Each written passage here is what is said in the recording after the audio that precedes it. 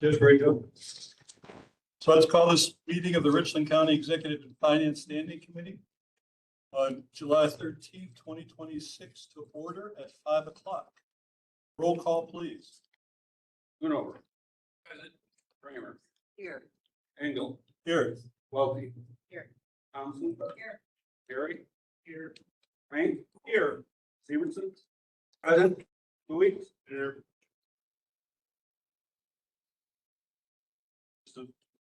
Meeting law, open meeting law compliance? Yeah. So on the approval of the agenda, I need to beg your patience for a few minutes. I noticed in coming in the room that we have a woman, Carol Worth online. We also have department heads in the back. So I'd like to rearrange the agenda, bring those folks up front so they don't have to wait so long. So here's what the thought is. I'd like to move discussion items 8 and 9, or not 9, 9, and 10 to position number 7 and 8. So that Carol Worth can go before the reports.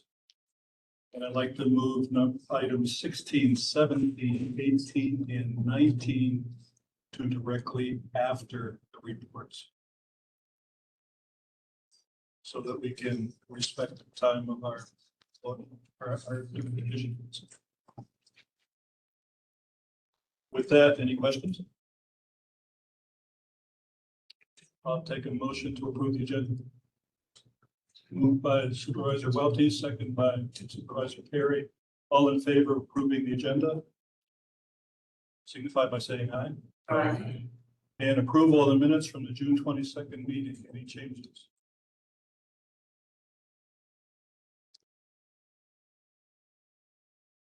Then they stand approved as. And public comment. Any public comment tonight? Any public comment online? Hearing none, we will go to item number 8, discussion and possible action on the Tri-County Airport. Oh, I'm sorry, discussion and possible action on the creation of an ad hoc new jail committee. So one of the things that this committee had questions about last time was what would be the financial impact of the borrowing for the capital improvement plans? What would be the financial impact of building a new jail? And so I reached out to Carol Worth. She has agreed to come and give us a presentation. So if you guys are comfortable, we will have Carol take over.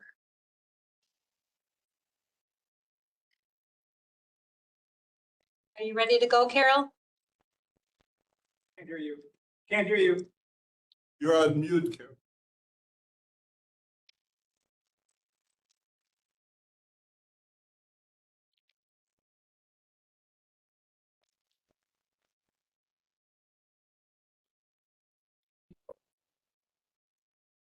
Well, that's one challenge we've been having with department heads too when they're online.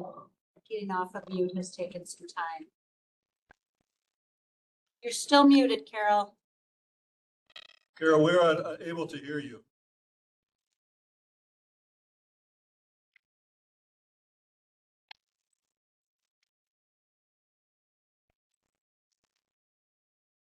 Are you muted? Is the volume chart? It's indicating there, but we're not getting any.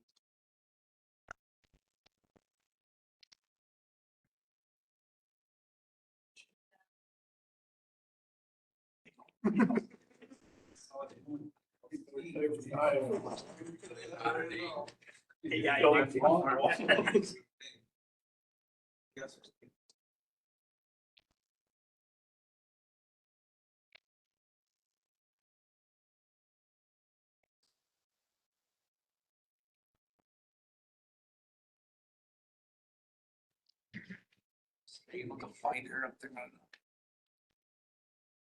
screen? Everything looks good on our end, so.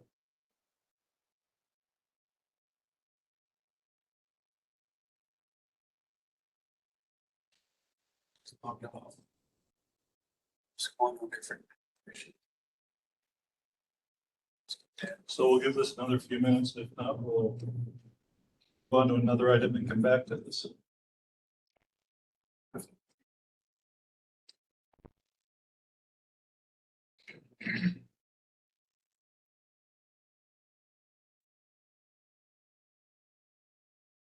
Put that little microphone by your name here.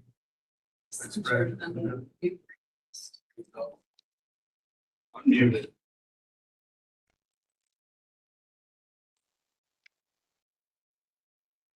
I'll make it. Take her presenter.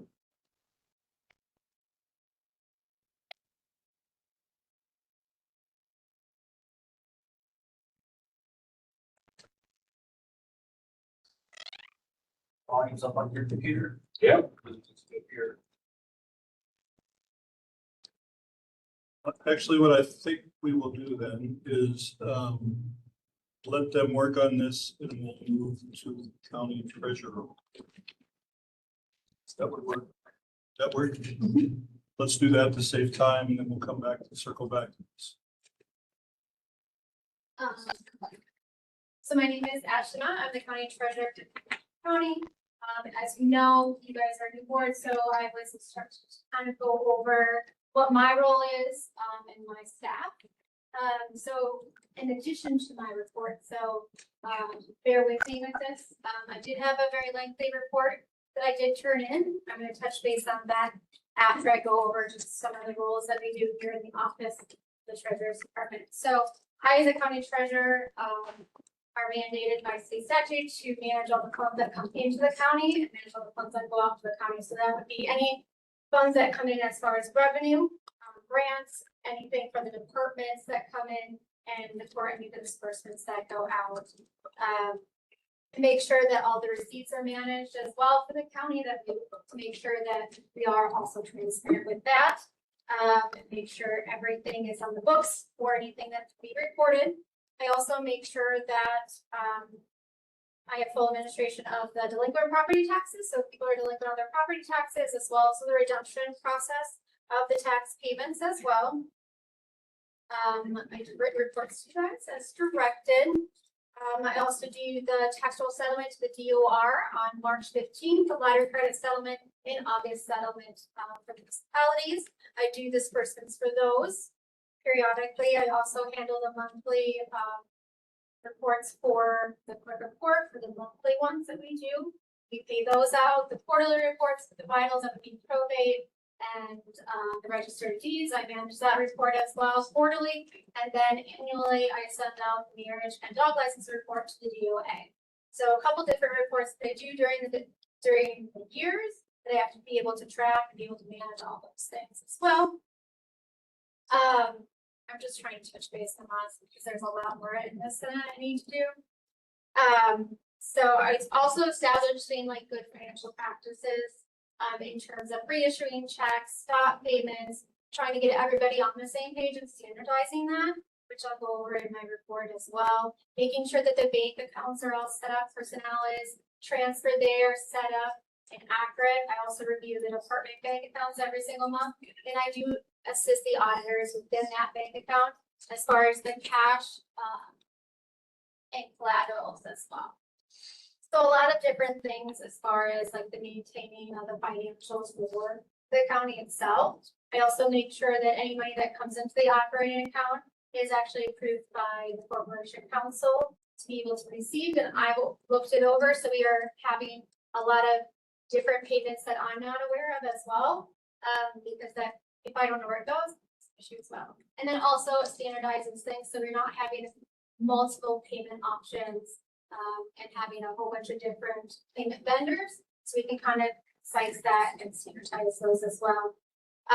The tax administration, so we have I'm state mandated to do the state lottery credit for the county of Richland, which is 8,000 lottery credits. We do have to maintain those. We do have to recertify those every 5 years with the Department of Revenue, but we do have to maintain those every single year. So we do that in the spring and the fall, and we also send out potential qualifying letters to people to see if they may or may not be qualified for that. They do have to actually apply for that. We cannot apply for them.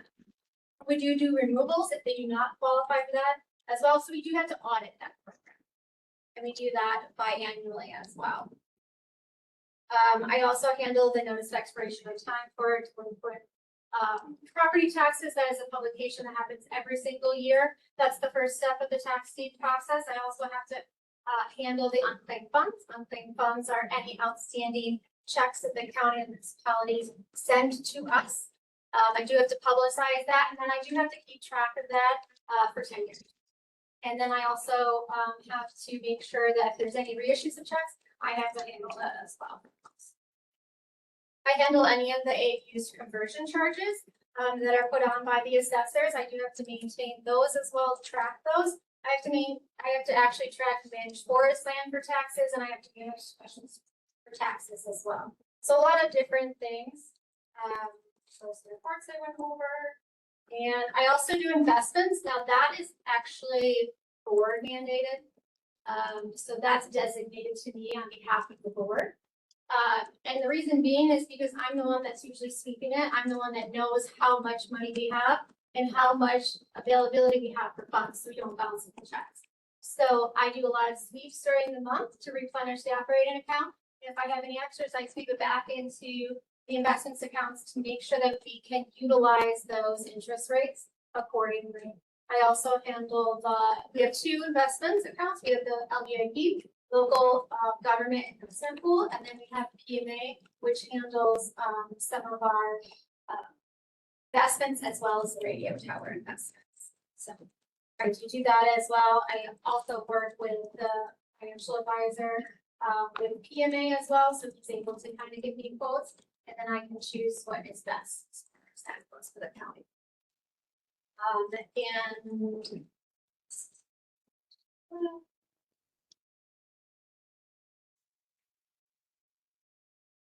Again, it's just mainly a lot of like financial oversight of what we have here at the county coming in and coming out. And what the real property lister does is more for the ownership. So we do have to have a process to maintain ownership. Once it's reported from the register of deeds, we have to have accurate property records for our taxes and for the people, the taxpayers as well. So that is what Julie does. She's our real property lister. What she does is she audits the property. She makes sure that the legal description is correct. She makes sure that the property acres are correct. She works with the assessors to make sure that the assessments are correct and they balance every single year. She works in the year prior. I work in the current year. And so she's always going. We're always working on kind of 2 different schedules. She works a lot with the assessors, a lot with the municipalities to make sure everything balances and sets the state prior to board of review, after board of review, and right before taxes. So she works closely with the municipalities as well to make sure everything is complete and correct as far as those calculations and those documents coming. I am the auditor of that process. So she handles the data entry of it, more or less, and make sure she also handles the specials. And then I'm the auditor of that. So do you have any questions on that? That's a brief understanding of it. I didn't want to give you guys too much because I know you guys have a lot of stuff. So if there's no questions, I will touch base on this. So I've been pretty busy in the last quarter. As you can see, it's like 6 pages. I'm not going to read this verbatim because that's why I write the report. So you guys can read it.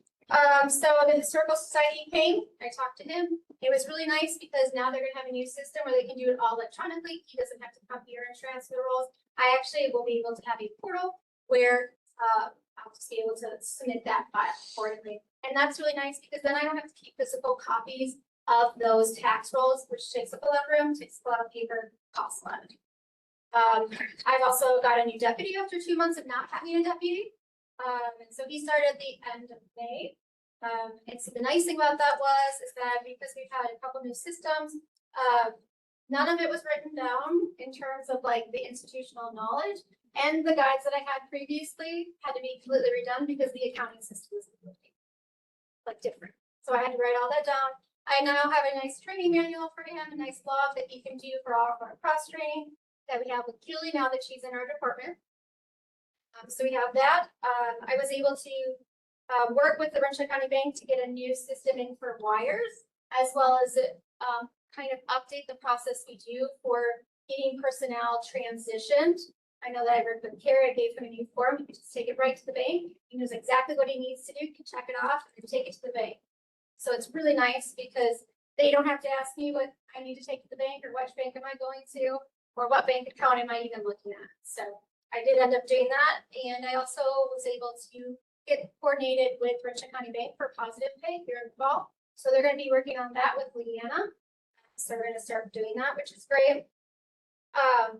I'm just trying to be able to modernize everything and kind of get everything kind of squared away. Some of the resolutions that I've kind of done, I'm going to be looking at a lot of the resolutions that are outdated and that we haven't been doing. And so you'll see that here in the next, like, probably the next like 6 months. I'll be bringing to you a lot of the resolutions that do need to be updated because they are so much outdated. So one of the things that is the investment policy. A lot of that stuff in there would be like bank accounts that now are in a different name. So you'll see that here on the document in the next couple months. I did send out a memo to the department heads at the end of June to kind of go over some new processes that were put in place.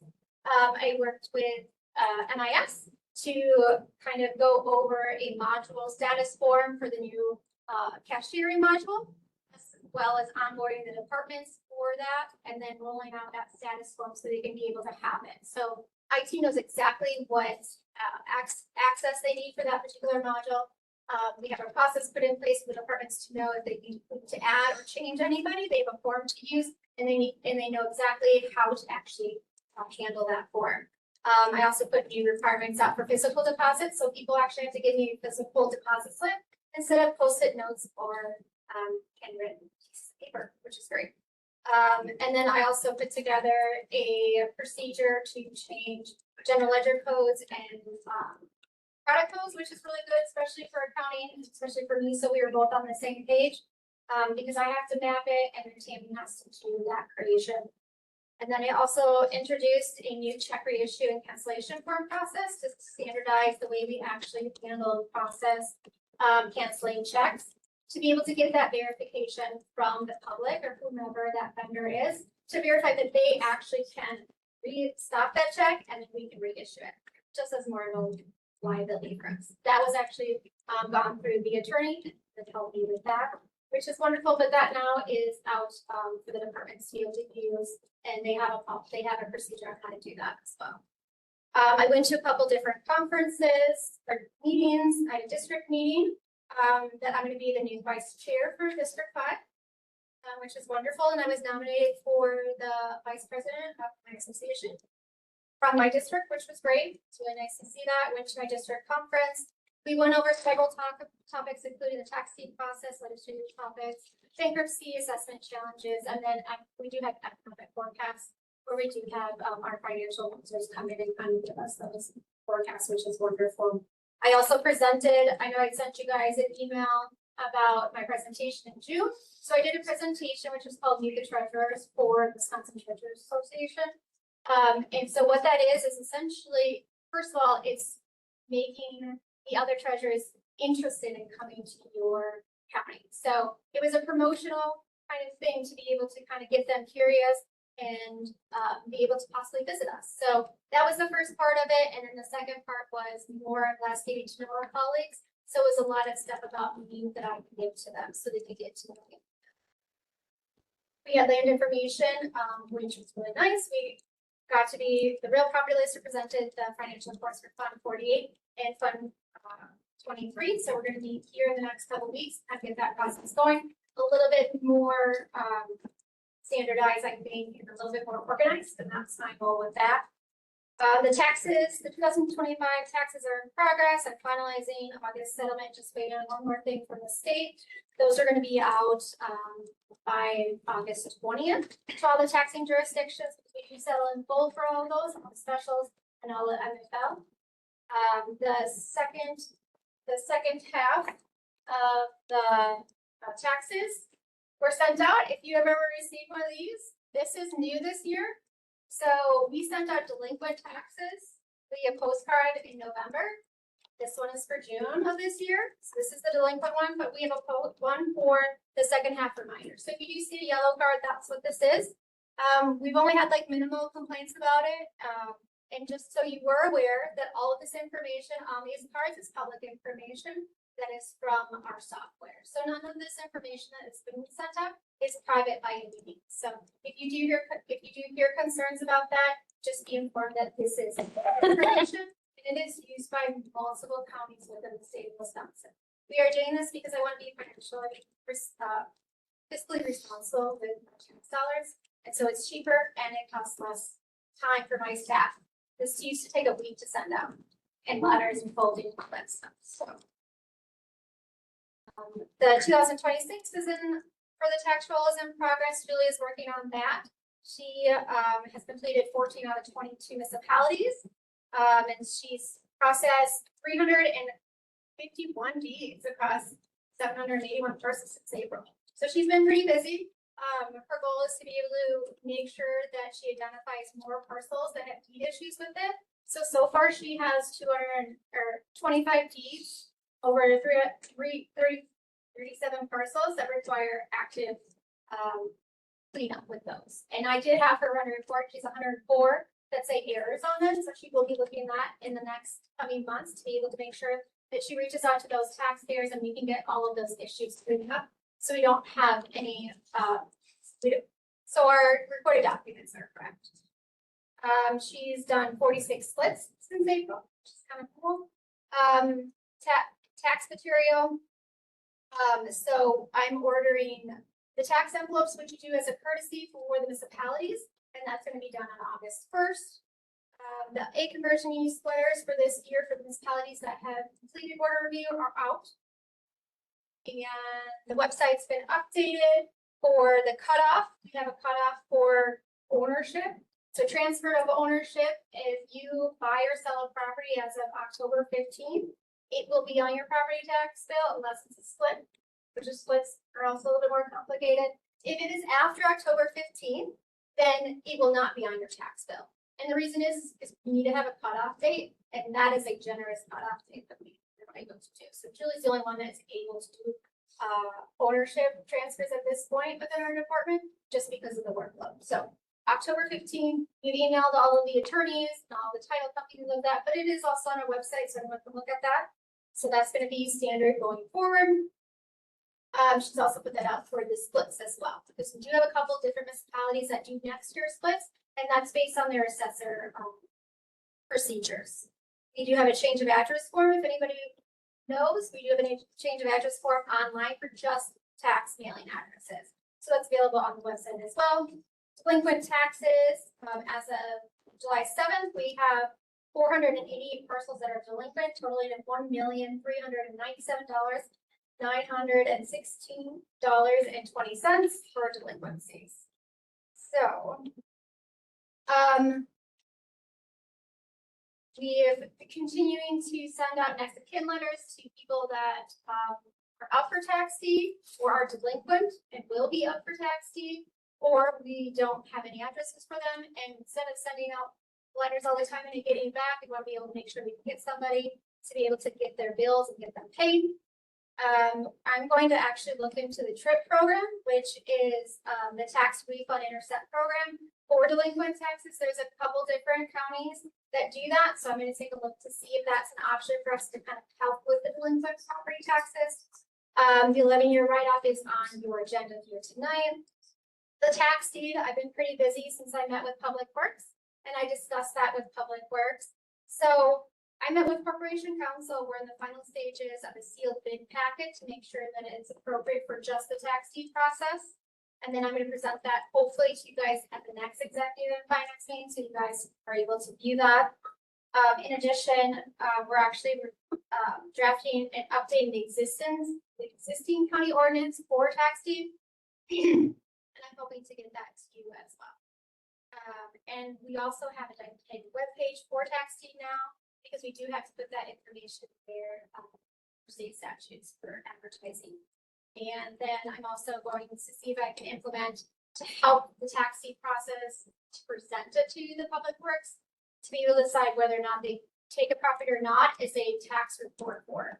And that would be for each property. That way it's a snapshot. And so they're not having to read all these things. It's more of going to be a cleaned up report. So it's easier to read. It'll have pictures and things like that. Some of the other things I'm going to be looking into getting the itemized version for the Faust property. And hopefully we'll be getting that and see in the next couple of months. I'm going to be ordering title reports here soon. I just sent out 90 courtesy letters to delinquent property taxes that will be able to start the tax deed process.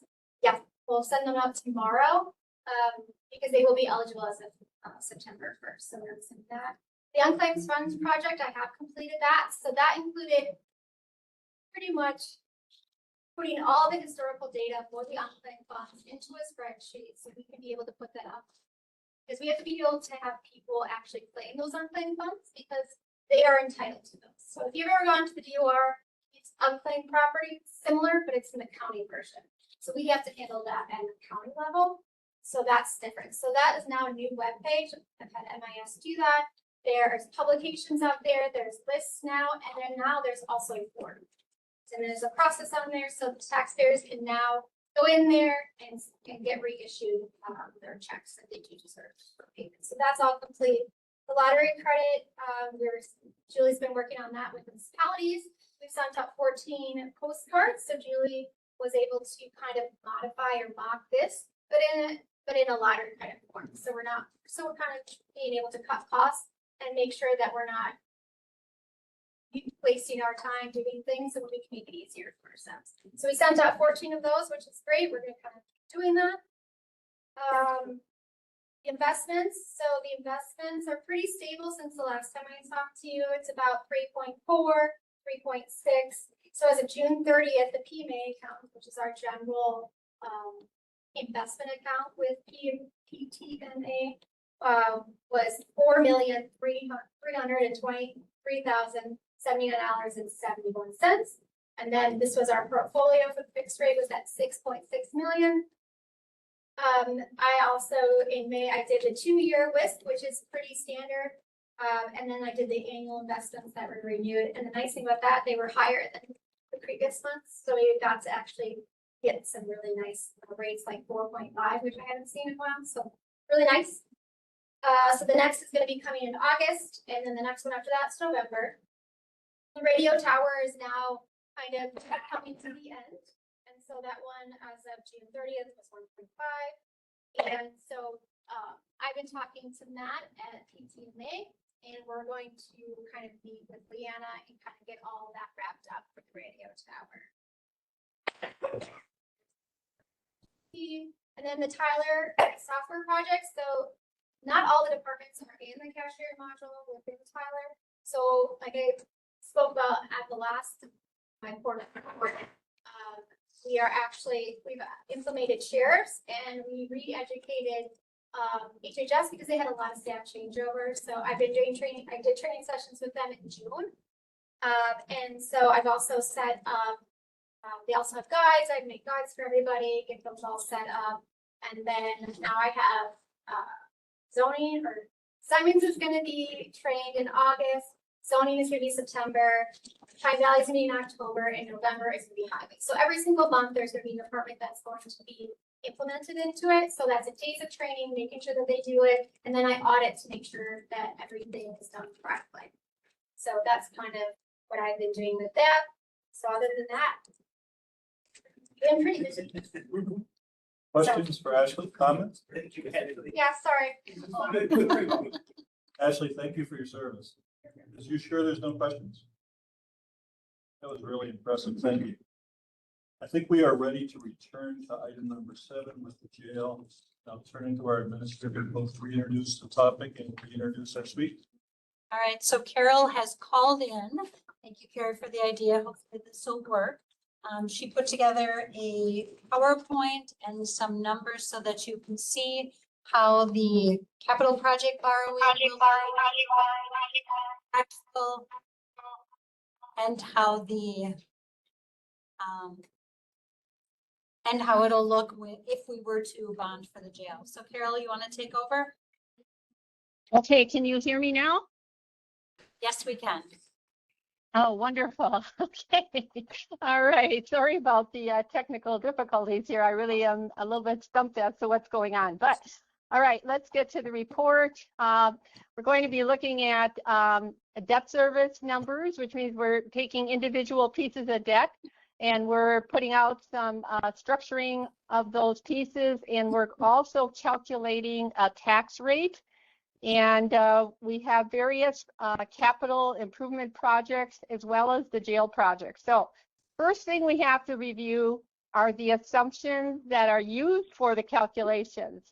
And since your payments of principal and interest are paid back by tax levy, right, we divide that payment into your equalized value, which reflects your tax base.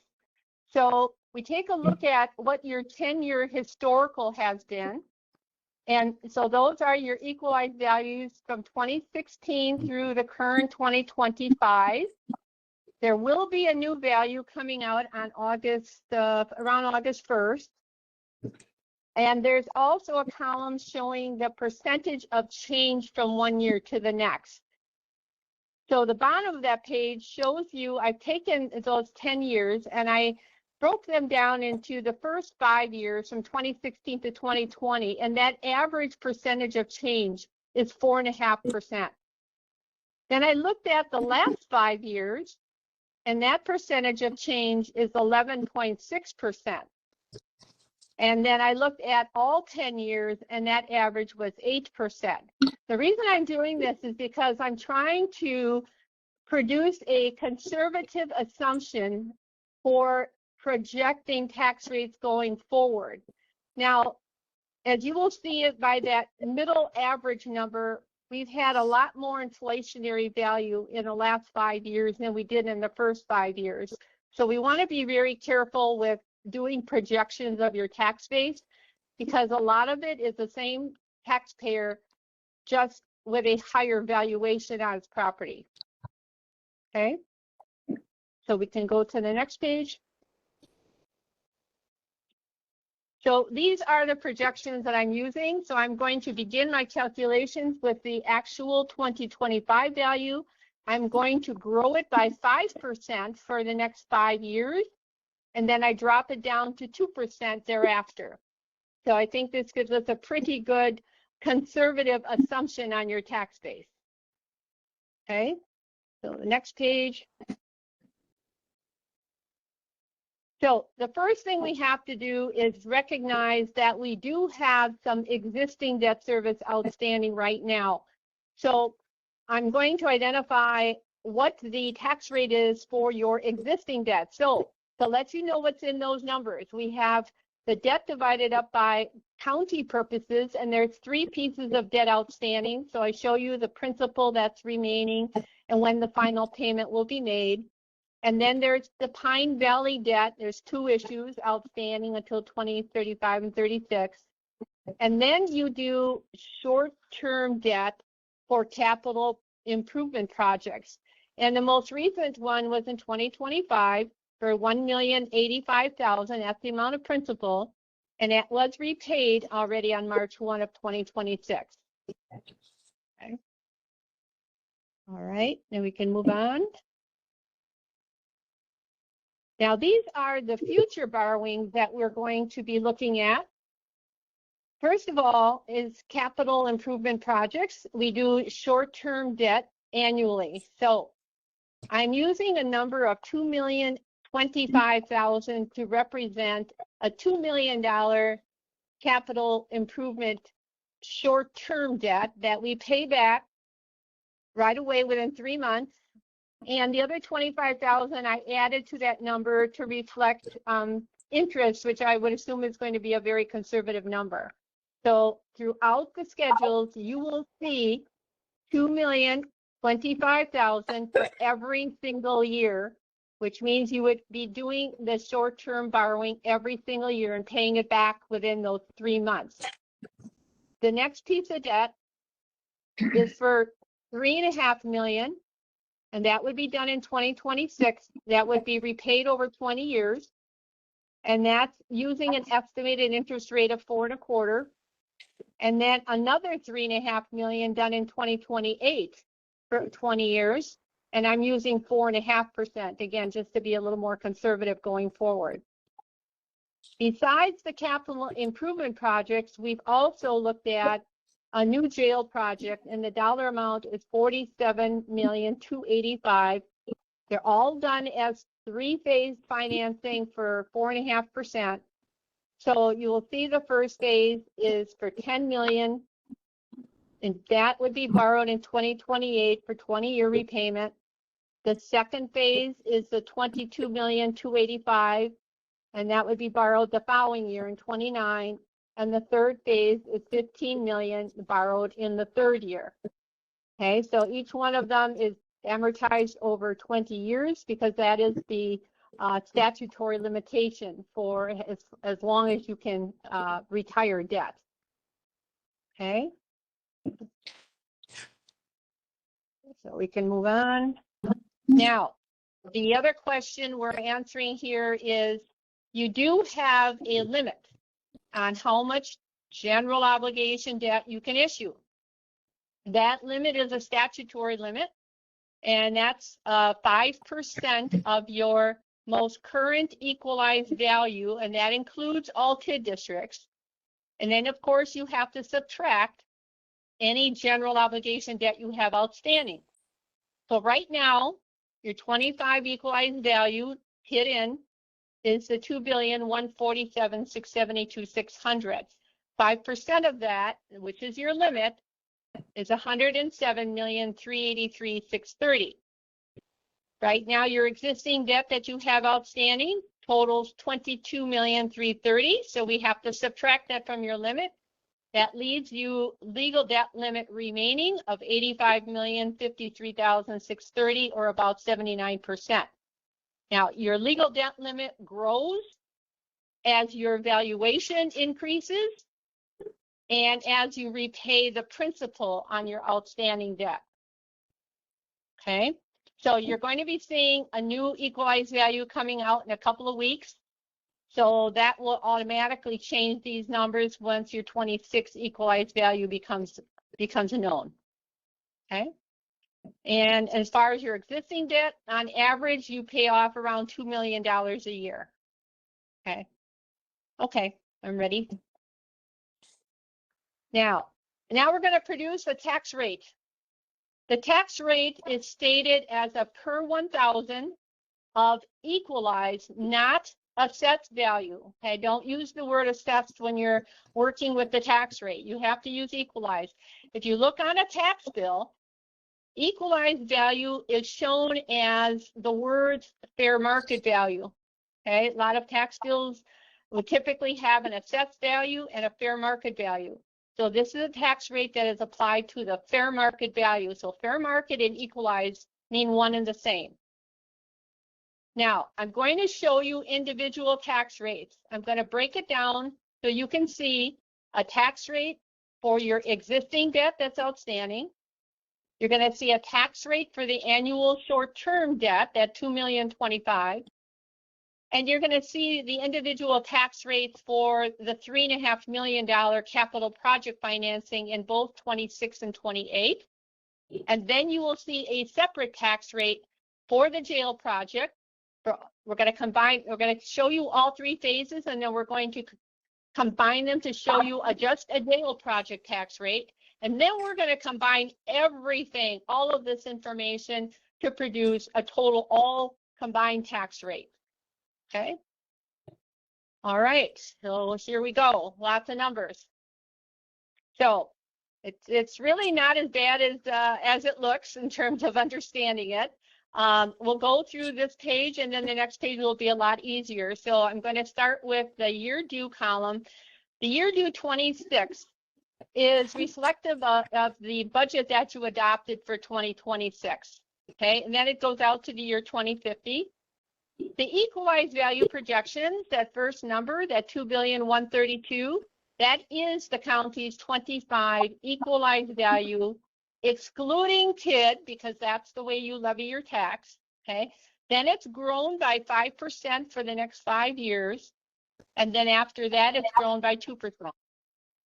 Okay, so that's the equalized value column. Moving to the right, that is the existing debt service. That's actual numbers. So everything on that page is what you have outstanding right now. So when I take your debt service that's outstanding, the first number is 2,738,100, and divide it into your equalized valuation. Your existing debt service tax rate for 2026 is $1.28. That's an actual number.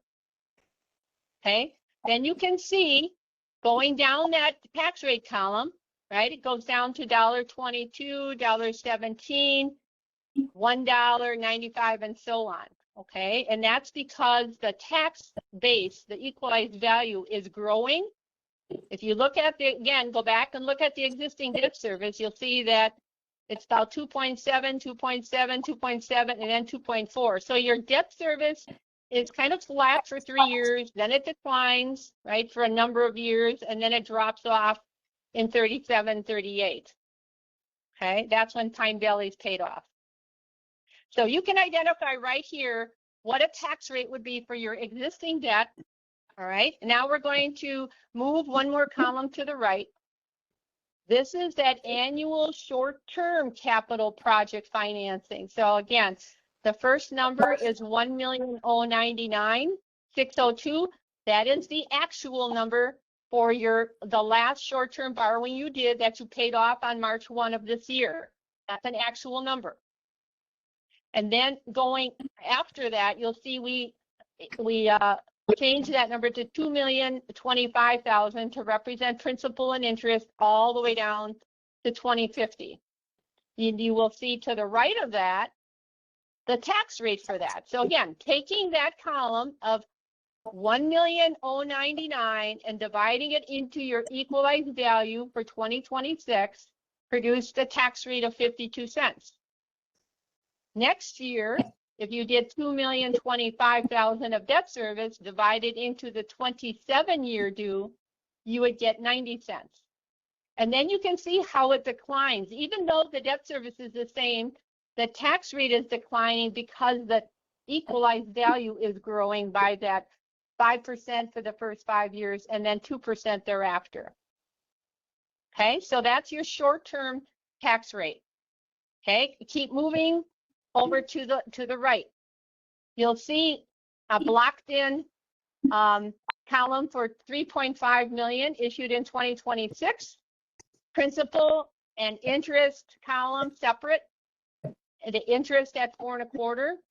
Okay, so you'll see the principal column, you'll take 75,000, 75,000, then it goes to 100, 100, and so on. That 20-year amortization. So when you add the principal and then the interest, that number together gets divided into the equalized value for that year, produces the tax rate. So you'll see that for 2026, the tax rate for 3.5 million is 8, 9, 10. So, you know, you could just round it and say it's about a dime all the way through, okay? And then moving to the right again, there's the next $3.5 million issue done in 2028. Same type of thing, a little bit different repayment. Principal, interest, again, produces its own tax rate of about a dime. Now the column to the right of that says at the top, combined existing and estimated CIP projects. So this is your existing debt, the 2 million short term, the 3.5 million in 26, the 3.5 million in 28, all added together. And that gives you that column of combined. So you can see the number in 2026 was 3,837,000. That's an actual number. That's what's part of your budget. You'll see the tax rate next to it was $1.80. That's an actual number. Now look at the debt service going forward. You'll see next year in 2027 year due, the number is at 4,938,000. That tax rate next to it is 221. Okay, so that's an increase of 41 cents. 41 cents per 1,000, or $41 on 100,000. That's the way to interpret that. So if you look at your debt service for a minute, the combined debt service, okay, it's pretty flat where it goes 4,000,009, 4,000,009, 4,000,009. It keeps going 4,000,009 for quite a ways, right? And then it gets to 4,875,000, and then it kind of drops down to 3,004,000, 3,003,000, and then they're in the 2 millions. Okay, so it's starting to drop. And that's pretty much tying into the way your existing debt service is dropping. Okay, so the tax rate associated with those numbers is also dropping even when your debt service is flat, because your tax base, the equalized value projections, are growing. So you can say worst case scenario, if your tax base didn't grow at all, the worst case scenario would be in the number of 221, because that's where you started. And if your tax base was at 0, then for all of those years when you'd be in the 4,009,000 range, you'd be at 221. Okay. So now on the next page, we're going to start that page with these last two columns that you just seen. So here we go. We're starting with the year due, the same equalized value that we had. And now here are the two columns that we just went through on the previous page. Okay, because I thought it would be easier than trying to jump back and forth, that we just start this page off with those two columns. This page is pretty much devoted to the new jail project. So you're going to see 28, 29, and 30, principal and interest, principal and interest, principal and interest, right? And they're all repaid differently. And there's a million different ways of structuring debt. But for now, I mean, this would work for this solution. So this is what you're looking at. You're looking at 28 phase 1 for 10 million, principal column, interest at 4.5, 2029. 22,285,000, principal column, interest at 4.5. Now this one goes out to 49. The next column is for 15 million, principal going out to the year 2050, and interest. Now your interest always starts the year after you enter into the debt. So if you enter into the debt in 2030, your first interest will be in 2031. So that's why you're seeing interest way before the principal. Now, can you pay principal back sooner? Absolutely. I'm just doing this to try and produce a total of all these pieces of debt and give you a solution that is doable. If you want to be more aggressive than this, you certainly can be. Okay, but once we get through the 3 phases of the financing for the jail, you'll see a column that says 47,285,000 jail project combined estimated debt service. That would be the 3 phases added together. So this would be principal and interest all added together. This would be only the jail. I take that number and divide it into the equalized valuation column year by year, and we get the tax rate. So the tax rate, you can see the very first tax rate that applies, right, would be for year due 2029, and that would be 58 cents. 58 cents per thousand. The next year is 68 cents. The next year is 76, 75, and so on. Then you start going down, and it goes into the dollars, all the way up to $1.40 and so on, okay? If I average that column, you get an average of 99 cents. That's an average of that column. Okay. Okay, so that's just a piece of information. Now, let's go to the column to the right of that. The column to the right of that represents everything, every piece of debt you looked at on the previous page and the jail project. All CIP borrowing, short-term, long-term, and the jail project and your existing debt, all added together is in this column. So you can see that this year in 26, the first number is 3,837,702. That's an actual number. The following year is 4,938,000. That would be not issuing anything for the jail project. The following year is 4,980,000. That's also not issuing anything for the jail project. So let's look at the two tax rates, right? $1.80 is actual, $2.21 we looked at on a previous page. That's that 41-cent increase. Then it goes down to $2.12, so that's a little bit of a decrease. Okay. Now, when the jail project starts to produce debt service, right? That's in 2029. You go up to 6.4 million. That tax rate is $2.60. Okay, so $2.60 is a 48-cent increase over the 212 number. Now go back to the debt service. You could see at 6,000,007, 7,040 or 050 in that range, pretty much all the way down, 7 million something, all the way down.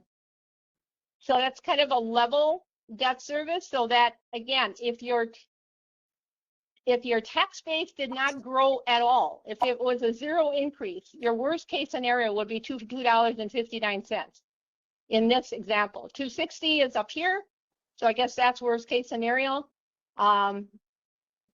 So this is representing every piece of debt that you looked at from the previous page and the jail project for an impact, which I think is a very conservative projection of your tax base, considering historical.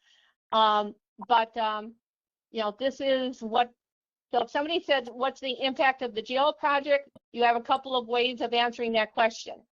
You can take a look at strictly the average of this column if you want to use that, or you can put it together with your other debt, because this is indeed wrapped around what's happening before you issue your jail project.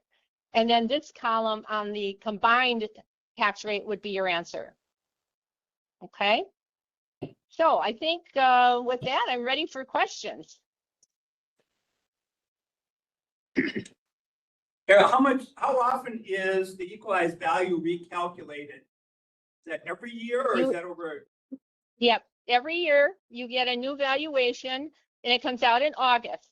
It's set by the Department of Revenue, and that number includes both whatever is real growth in the county as well as what they call economic change, I call inflation. So that number, yes, will be coming out now in August very soon. All right, thank you. So Carol, is it safe to say that first number, the 260, is what the taxpayer is going to pay until other debt service falls off?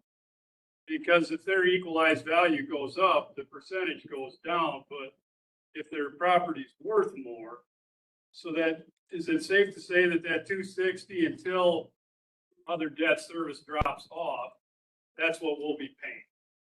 Taxpayer. Well, the 260, yes, the 260 is your existing debt as it is dropping off, and it's the new capital improvement debt as it's being added on. So Great. that 260 is if you were able to issue everything for the capital projects and the new debt at the same time. It's everything in the years. The 260 starts when you issue the 10 million in 2028. That's when the 260 will start. And it will, when we structure financings for like a jail project in phases, the goal we're trying to set is that we don't have major swings in your tax rate. And we don't want it to go up and down, you know, and so we try to be super conservative in the assumptions. Now, in that year, 260, the tax base assumption is still growing by 5%. But in 2031, it's growing by 5%. In 2032, when it gets down to the 254, that's where it starts to grow only by 2%, which is, I think it's pretty conservative, because if we look back at your history, back in 2016, I think, you know, that was 2.2% in 2016. That was the lowest point ever in 10 years. And this is 2% starting in 31. Yeah, but I guess my question is the cost to the taxpayer is that initial sticker shock is at 260. And just because the equalized value goes up, this percentage goes down, but me as a taxpayer, I'm still basically paying that 260. Oh, yeah, and that's the reason that I wanted you to also focus on the column next to the tax rate, that is the debt service, because that column is showing you what's happening with the debt service, right? So the debt service from the year above that 260, you can see it's 4,986,000. And then the debt service goes up to 6,407,000, right? There is a jump in the payment. It is not just, you know, the fact that your tax rate is at 260. There is an increase in that payment. And then the next year, there's again an increase, not as large, right? And next year, there's an increase that's not as large, but then it stays flat. So it will not continue to increase. It's going to increase a little each year because of the phases of the financing are coming on board. But once they're all on board, then it stays flat. Then there's no more increases. Understood. But the point of it is that the taxpayer is going to get the jump in that year that it goes to 260, and that's the actual cost to Yes. the taxpayer. So if it's Yeah. $100,000, they got to pay $260 more a year. Now, if their Well- equalized value goes up, the percentage may go down, but the number is still going to be relatively close to 260. Okay, but what you also have to look at is, okay, let's say you weren't doing the jail project at all. The number above the 260 is 212. Okay, that's what they would have been paying the year before.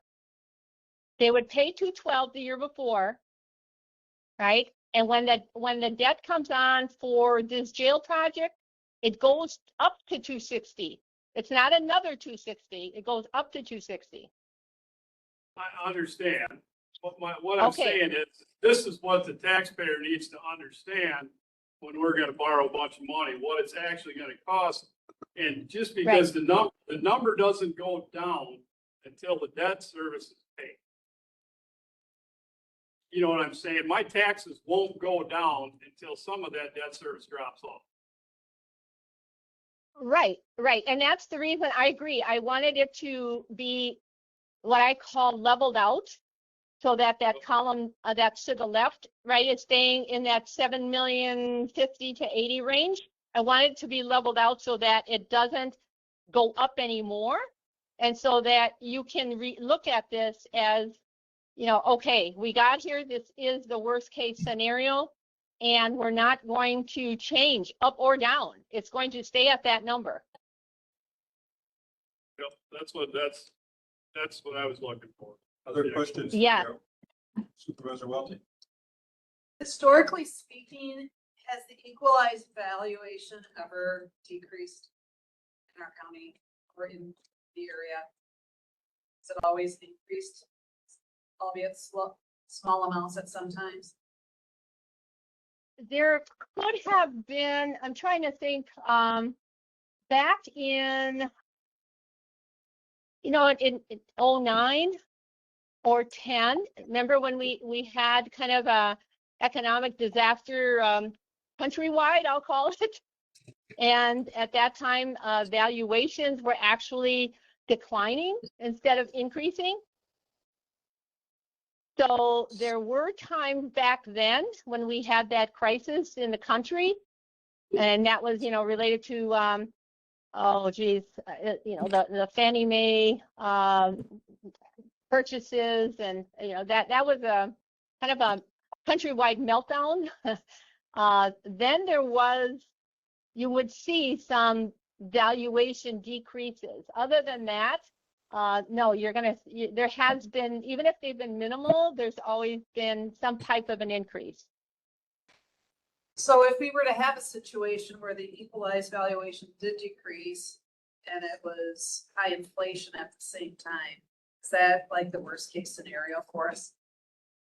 Well, I'll tell you what, because the equalized value number is made up of new growth and inflation, right? If we had inflation and no growth, your valuation would still go up.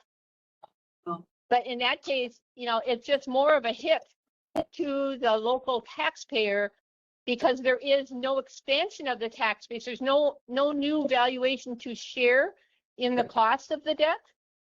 Instead, it would be the same taxpayer with an inflationary value. So your tax rate would actually go down, but it doesn't mean anything because you have a lower tax rate on a higher property value, you're still paying the taxes. Yeah, understand. Okay, thank you. Other Sure. questions, Mr. Carroll? Thank you for the presentation. And how about a presentation for resolution number 26-XX? So at the last meeting, you guys asked me to separate the resolutions. We had one resolution for capital borrowing and for the jail. The request was asked to pull the jail out. There was some hesitation on kind of the future of the jail, what that timeline should be. So I am proposing that instead of the county right now committing to a timeline for the jail, that the county commits to the creation of an ad hoc committee to start talking about what are the steps that the county needs to take to get to a new jail, or if it's determined not to have a jail, what are we going to do?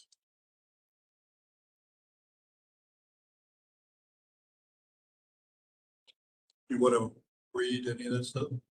Because what you just said seems to be different than what the resolution requires. Especially toward the end where it says,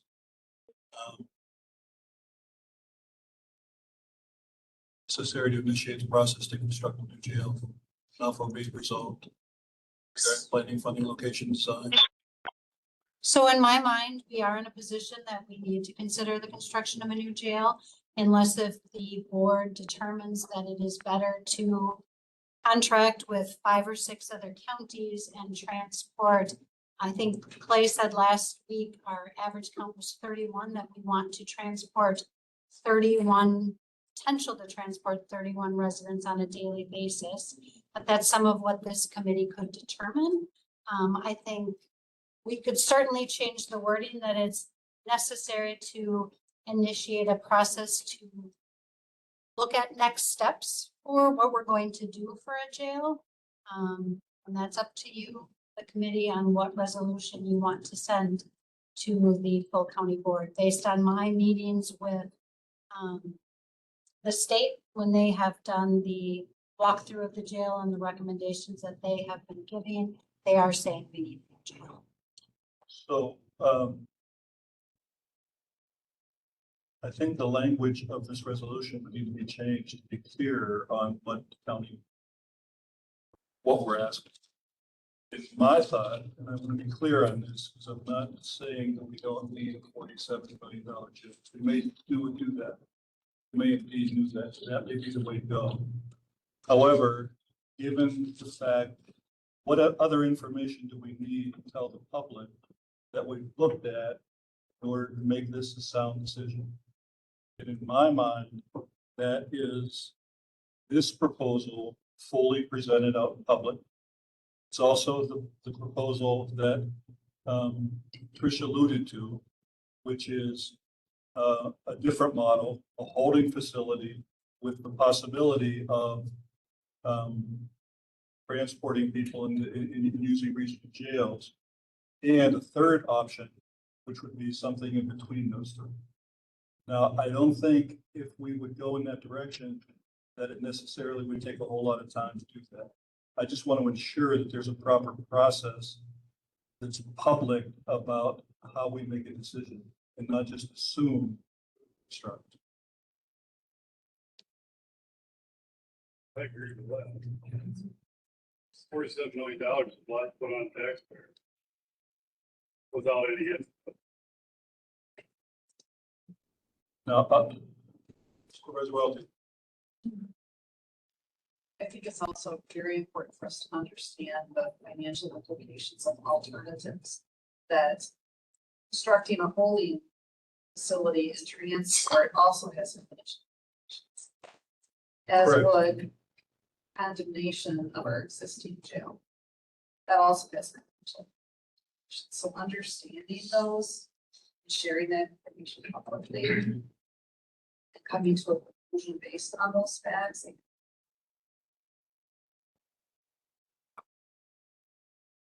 Others?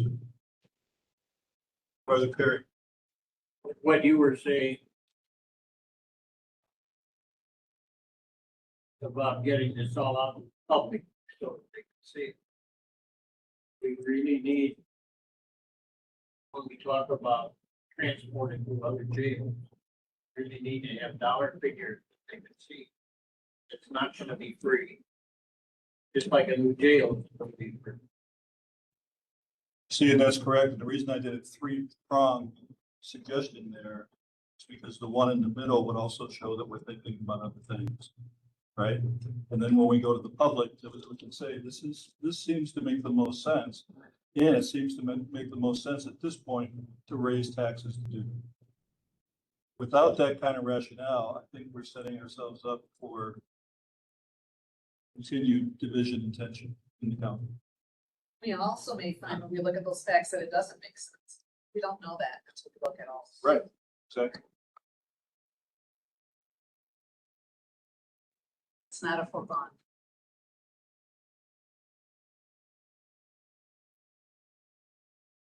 Thoughts? Sheriff? Yeah, I guess I was thinking on the alternatives, you know, to building a new jail. I mean, if we build a holding cell, let's say we rehab existing facility to the tune of, I don't know, I'll throw a number out there, maybe it's half the price of a new jail to make our existing jail functional as a holding facility and lose half or more of the bed space. So it's like, I look at this as, I think any alternative to building a new jail is probably just kicking the can down the road to somebody else. Because at some point, we're gonna need it. You know, yeah, our jails around us have overbuilt, but they're also full with other people's inmates already. So if we're gonna try and send is there gonna be the bed space in the future to hold our inmates if that's the model we're gonna go with, is my thought, my question. I talked with Trish about it, you know, it's bed size, how many beds we have is up for debate, but, you know, we're gonna be in this jail for almost 50 years. We need to know, we need to look to what we're gonna be at in another 50 years realistically to know how big we're gonna need to build. And I can't, you know, read the magic ball to know what that's gonna be like, but I don't think we should undershoot this. I mean, I think anything short of building a new facility is probably just taking the can up. Thank you. So I guess my question is, what changes are you interested in making this? And I would greatly suggest we get the ad hoc committee started so they can start answering some of these questions. I think this committee itself has enough to do. I think an ad hoc committee that can talk with the sheriff and make those recommendations, maybe find a consultant if we need to. Let's get that ad hoc committee going to make those decisions. What changes here you feel should be done so we can do that? That was the other question I had was, did public safety do this or do you need that hot? I would like to see an ad hoc, because I'd like to include other people, other voices in it than just public safety. Obviously, some of the public safety would be critical, but I think there's other voices we might want in there, and an ad hoc would assist in that. And they can meet separately at different timeframes, not be. So on this current, current resolution, we have a first and a second on that? I don't think. We haven't taken anything. on We this. haven't done any action. So we could take a new motion at this point to direct.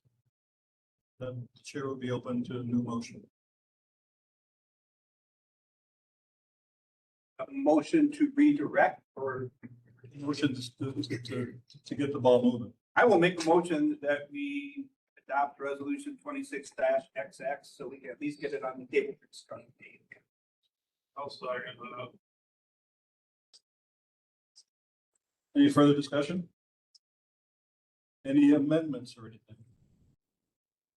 So further discussion would be, are there other restrictions or changes? We've had some discussion. Anybody want to make changes to this? Anybody do we want to make offers of who should be on the ad hoc committee? I think we should have at least that discussion, some people that should be on, or I'd recommend that the model of transport be included, as well as a model between the two. Would be a motion, or would be a thought that I would have. So that's crystal clear in the motion. a prisoner transport. Correct.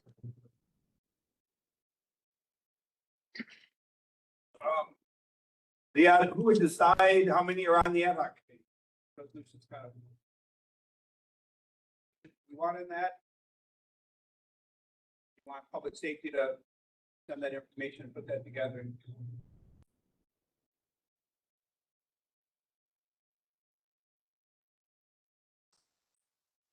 Committee? I think it's gotta be more than just public safety. You're gonna have to get some people from outside of that. It's gonna be honed in on public safety. So whatever that is, if it's 8 people, I don't know. Pick a number, 7 people. And have a division, have them split up accordingly. We got a motion on the floor and a second. Any changes? That include citizen involvement on the ad hoc committee, or strictly county supervisors or county employees. There's the discussion we're having right now. What do we want? I think the sheriff needs to be included in on the jail because he's in charge of the jail. Territorially, that's his responsibility. Sheriff. It's how For his group. I think most definitely the sheriff has to be involved in it, for one of his deputies, somebody, because someone's gonna have to present all the information so that you can look at it. It's gotta be presented fairly, right? That'll be my only point in this. Because you can make it go either way you want. You can get a group of people who don't want anything to do with it, fight it down, or you can get a group of people that are all for it, and that's the only thing you're gonna hear about. It's gotta be very open and looked at it as what's the best thing for the county. Not what's the best thing for us, what's the best thing for the county. That's what the goal has to be in this. Because you're talking a huge amount of tax dollars. And if you look at our census data does not show that we're growing in any fashion. It just doesn't, there's no growth. So, I mean, I keep kicking this can down the road for everybody, but it's right in front of us. The population is aging, the growth is non-existent. So what's that mean? It means that a small amount of people that aren't necessarily making a lot of money are gonna get burdened with another debt. That's what we have to be prepared for. That's what you gotta look at. It's not what's best for the people sitting in this room, it's what's best for the county. That's the only way you can look at it. I realize it's a problem. I'm not saying that. Unfortunately, we didn't do anything for the past 40 years. Right? So now it's all come to head, just like everything else since I've been on this board. It all comes to head at the same time. And then it's a huge burden on everybody and it's a huge decision. And it's gonna take more than 21 members of the county board to make that decision. We're not the only one that's gonna raise taxes in the next 5 years either. I can guarantee you a school district's gonna hit us up for more tax money too. It's just the nature of the beast. And it's unfortunate, but when we have no growth to absorb that expense, we gotta think, we may have to think way outside the box we're living. That's all I'm saying. So I would get the best amount of committee you can get and think through it open-minded. That's the way I would. Any other discussion? So here's my thoughts. I would like to see this cleared up with going to wherever committee it needs to come up with the number of members, a list of memberships, and then that ad hoc committee would then start answering some of those questions. At this point, the resolution doesn't say that. I don't know who makes that decision, if we can make it here, or if this committee wants to push it back to public safety. And then we will make that decision and forward it on. I hate delaying this another month, but that's the process. So my recommendation is if we cannot come up with a committee number of members and a list of members, and to create a rough timeline, that we send this back to public safety and we will do that.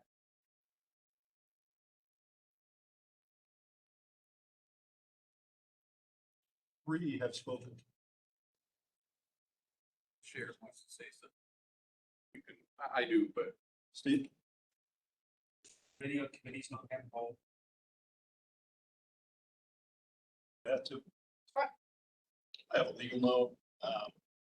The board has to appoint, the full board has to appoint all committee members. Correct. And committee members can only be other members of the board.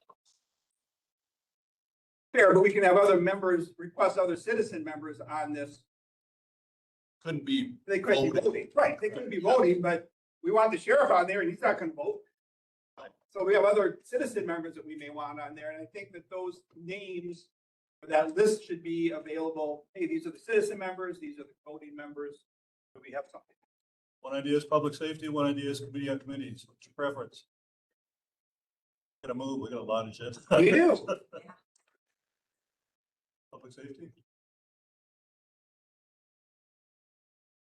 We currently have a motion and a second, and we want to now we want to delay this or push it back to public safety. What do we need to do that? Do we have to rescind all those motions, or what do we have to do? vote down the motion. We have to vote down the motion and then send it back to the committee. All right, we need to take a vote on the motion to vote it down to move it back if we want. So the motion, we have a motion, a second on resolution number 26. All in, or if I can, I just wanted to say one more thing about the resolution and the idea. And I'm for exploring other options. I'm not trying to say I'm closed-minded or anything like that, but I do want the board committee to understand, just also that if we were to do something like defer to housing inmates outside of county, I want you to be aware that does not remove our liability. We are still liable for the health and safety of those inmates, regardless of where they're held. They are our inmates. They're just held in the facility. So that's just a point to make to consider in all of this. And I believe that those points, topics are all need to be gathered together in this ad hoc committee to be presented clearly to whoever I take Lane and. so we have a motion and a second on resolution number 26. And then we have further discussion about a motion to come. So all in favor of resolution 26, signify by saying aye. All opposed? Aye. Motion carries. Fails. Fails. Carry fails. Fail carry. Second motion. Who would like to offer it? Please. Yes. Okay, just send it back. All right, fair enough. We don't need a motion. Just to, okay.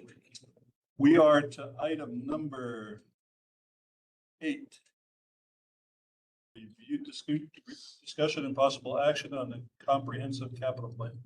And on that one, I'm asking that we delay that one also We have started to, Public Works had approved Venture coming out and giving us an overview of the HVAC systems for both HHS building, the community services building and Simons. They are a lot more expensive than what we expected. And so Venture will be coming to the next meeting if that is approved by this committee to talk about those and then for us to possibly relook at those numbers or look at whether we wanted to. That's acceptable, and so we will move on to item number 9, which is reports. Continue with the county administrator. All right, so I will go quickly. I have my report in the folder. So I'm not gonna go over it all again, but one thing I do want to say that I forgot to add to my report, Lyrica Marks, our fair coordinator, did win a full trip paid to the International Association of Fair and Expos from her zone. She had applied for it and they chose her to attend that conference. It's covering her the conference, her travel, and her hotel. So congratulations to Lyrica for that. Very exciting.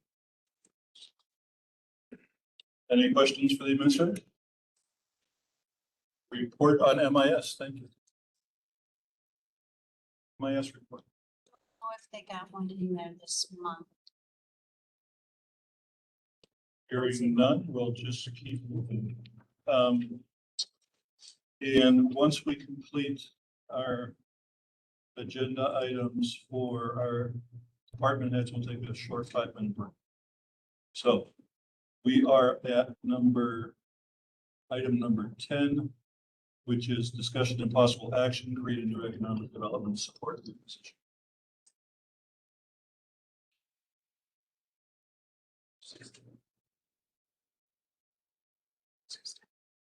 Stephanie, for yours.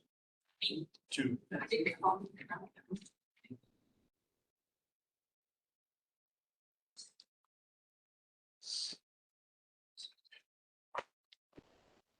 So I don't remember last year, 2025, federal legislation came out that tweeted mandates for the food share. Revolving around food share quality control. And what's going to happen is they're now going to start enforcing a penalty if state's fair rates exceed 6%. Of 6%.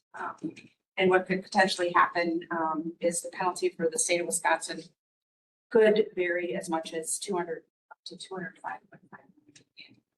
Now potentially trickle down to Richland County. Could be even at as much as 300,000. So what the state of Wisconsin did is they put together some state legislation creating Act 116. And in this act, Governor Evers passed adding an additional $11.4 million to the income maintenance agencies to be able to ramp up and do additional quality control reviews so that the state of Wisconsin doesn't exceed that 6%. And that of that 11.4 million, some of that funding is obviously it's going to each of the consortiums within the state to do this additional quality control work. And what the Capital Consortium has decided is each county will is being asked to create a lead position that will be fully funded by this Act 116 funding. Salary fringe, I didn't include it on the agenda cover, but it also will cover that would be the charge to that as well. The plan is in a couple of years, then the state will roll that into their general or into the base of the allocation that we get for this program. So we feel it's a good investment to invest in this position to avoid this.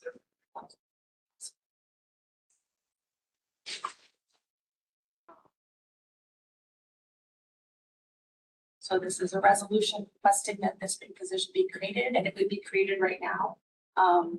Effective immediately. I got an email today saying the funding, the consortium team has the contract. We just need to do these amendments to get them passed on to us. Questions for 7? So are we adding another person? Is that what this is? We are adding a position, yes, we are creating a new position. The plan is to post it intern. Potentially have somebody fit into this position and then we put it back to them.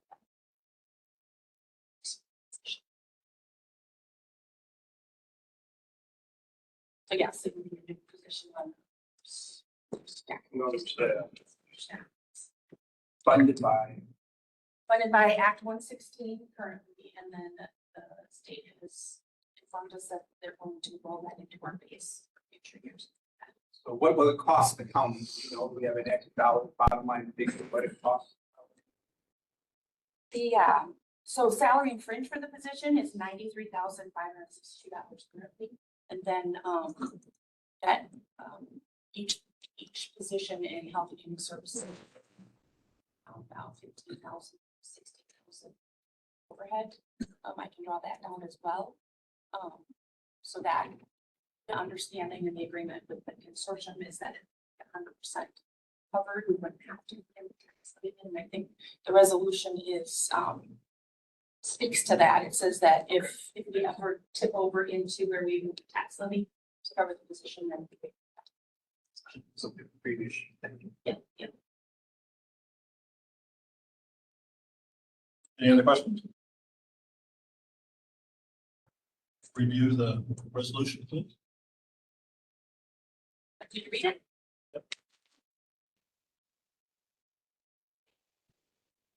A resolution creating a new economic support lead position, whereas the federal government created penalties for states with a future quality control error rate of over 6%, and whereas the penalty for the state of Wisconsin could cost $205.5 million annually, and whereas the potential penalty for Richland County could be at a minimum $300,000 annually, and whereas 2025 Wisconsin Act 116 was passed, providing 11.4 million to income maintenance consortium to hire staff to do quality control reviews.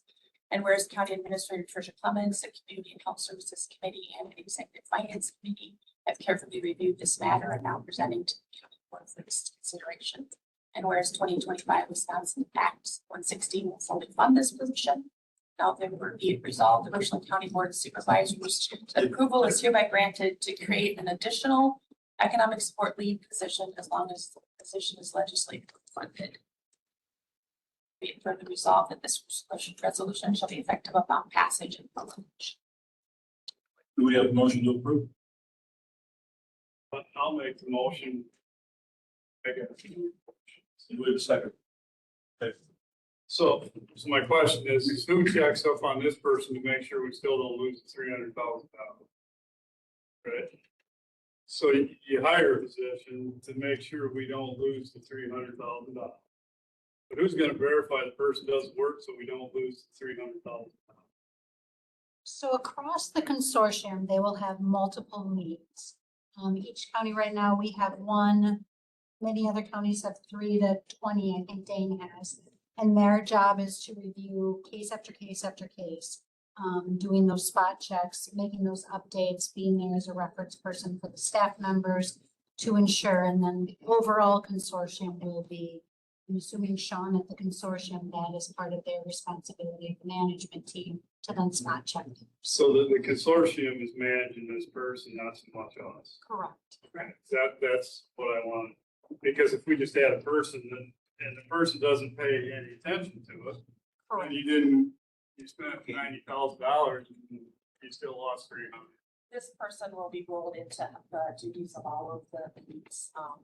This is also a project that these cases will be quality checked before they ever even get approved. So, which is super helpful. And I think they're supposed to it's supposed to be like 1,000 cases a month. So there just was no way that Supervisor Frank, any question? No. Supervisor Wiltie? How does the training occur?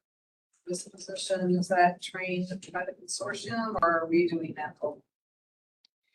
they'll be trained by the quality control work will be trained by the consortium and by the state. There's state staff that are going to train these individuals on. There's actually quality control tool that the state has created.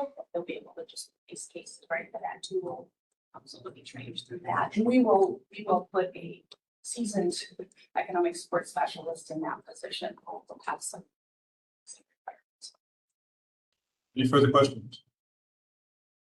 It's been moved and seconded to create a new economic support lead position. All in favor signify by saying aye. Aye. All opposed? Motion carries. Number 11, discussion of possible action canceling state tax certificates. Ashley, you're back. Yeah, I'm back. Back to work. So statutes 75.20 requires the county treasurer to cancel any tax certificates that remain unpaid for 11 years. So when taxes go unpaid, they receive in that September a tax certificate. So when that tax certificate reaches 11 years old, then we have to, mandated by state statutes, cancel those. So we won't be able to collect on that. So this is the list here for tax year 2013, and a lot of these are usually canceled off just because they're contaminated properties that are not taken by tax seats. It would be $857.95. So these are all contaminated property. Jeff, wait, that next resolution.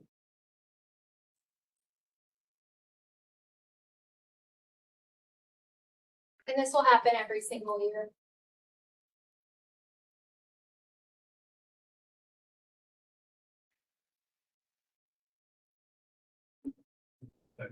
Motion by approved, second by Supervisor Frank. Who made the motion? Supervisor Cooley. Any further discussion? So you write these off. Does the property owner still own that then, or who owns the property? Well, they still own the property. They just don't, there's just no taxes to be collected on those particular properties anymore. So we won't be getting $857.95. You wouldn't be able to collect on that. So essentially they would be down to zero. These are the same ones every year. Every year it's the same. Pretty much, yes. Supervisor Welty. Are we dropping the 11th year and repeating years 1 through 10? Taxes, or do we make them free and clear of taxes? So I guess, can you read it? Sure. So what I'm thinking, all right, it's 11 years old, but they haven't paid taxes in 11 years. Yeah. So are we dropping the 11th year from what they owe? Can we still show that they owe for years 1 up to 10, or is it? Just that particular tax roll. It would just be the tax roll for 2023. It wouldn't order anything prior because those would already be Okay, written got up. it. Thanks. And anything up, then yes, we can fund them. Does Okay. that answer your question? Yes. Okay, good. Supervisor Perry. In the cover sheet, it describes the property that contaminated. Find that. So contaminated can mean a couple different things. So they can mean, for example, like a creamery or a cheese factory, because of the chemicals they used to use, like laundromats, they would be deemed by the DNR contaminated or brownfields. They can also mean underground tanks or spills, hazardous things like that. Could be an array of things, but those are some of the common things.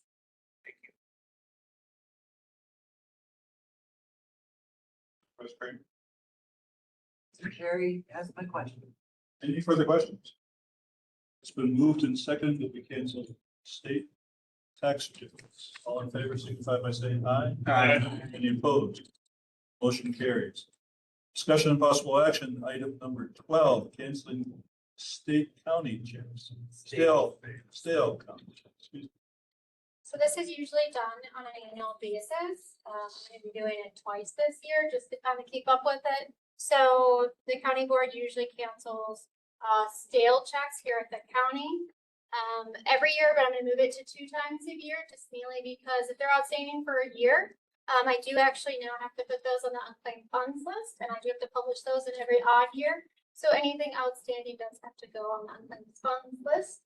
So essentially this would be taking these off the books, writing these off, and then putting them on the unclaimed funds. Again, it's done every single year, but I'm going to do it twice because there's another set in November. Motion to approve it. Motion by Frank, second by Cooley. Any further discussion? All in favor, signify by saying aye. Aye. Any opposed? Motion carries. Thank you. And discussion and possible action changing the public safety standing committee.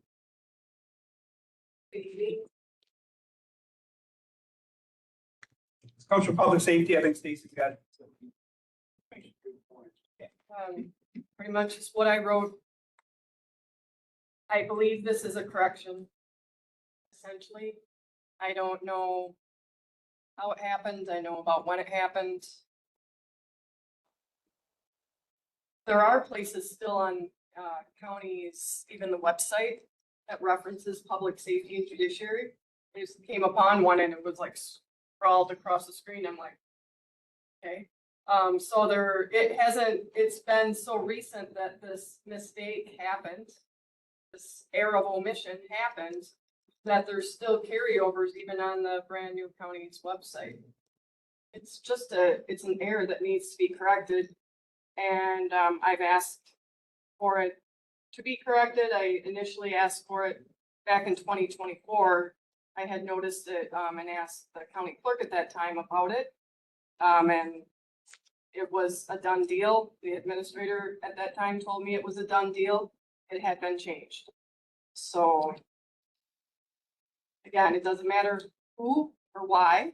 I'm confident it was a mistake, and I think the county board could show some good faith and support and consideration of the third branch of government, the entire third branch of government, represented by just a few people that take care of conflict resolution in this county by fixing this.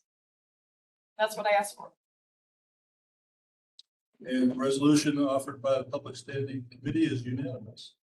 Yeah, I mean, so, Stacy did bring this up again, might have been February, March of this year. I delayed it on the committee until the new members came in.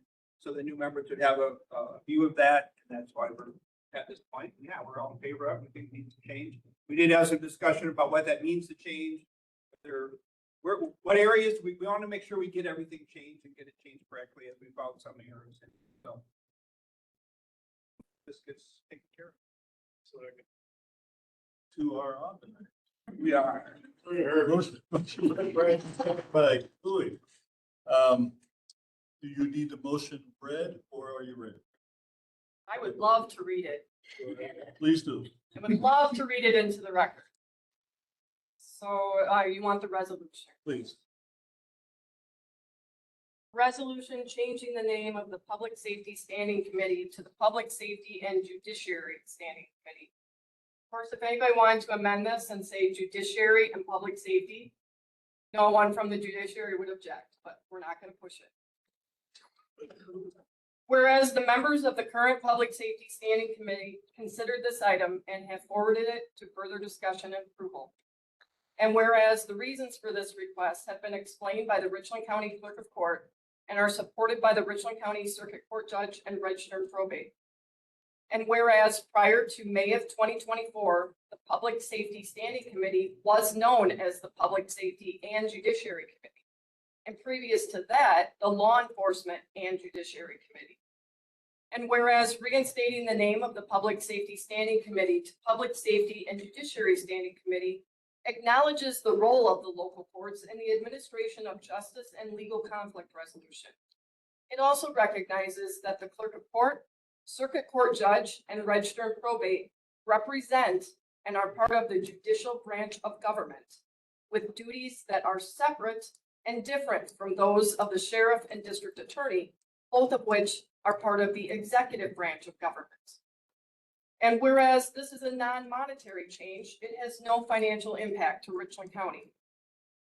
Now therefore be it resolved by the Richland County Board of Supervisors to rename the Public Safety Standing Committee as the Public Safety and Judiciary Standing Committee, and direct this title be promptly updated in all county publications, agendas, and online resources, including the Richland County official government website. Be it further resolved that this resolution shall be effective upon passage and publication. Thank you for the reading and for your patience. All in favor of the resolution as read, signify by saying aye. Aye. Any opposed? Motion carries. Thank you. Now to the full county board next Tuesday night. Third hoop, we will do it. Thank you so much. We are going to take a 5-minute break, stretch break.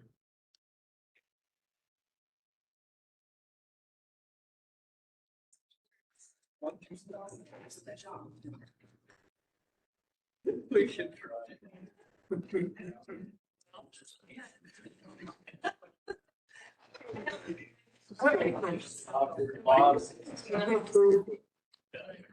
Probably most responsible are no longer with the county.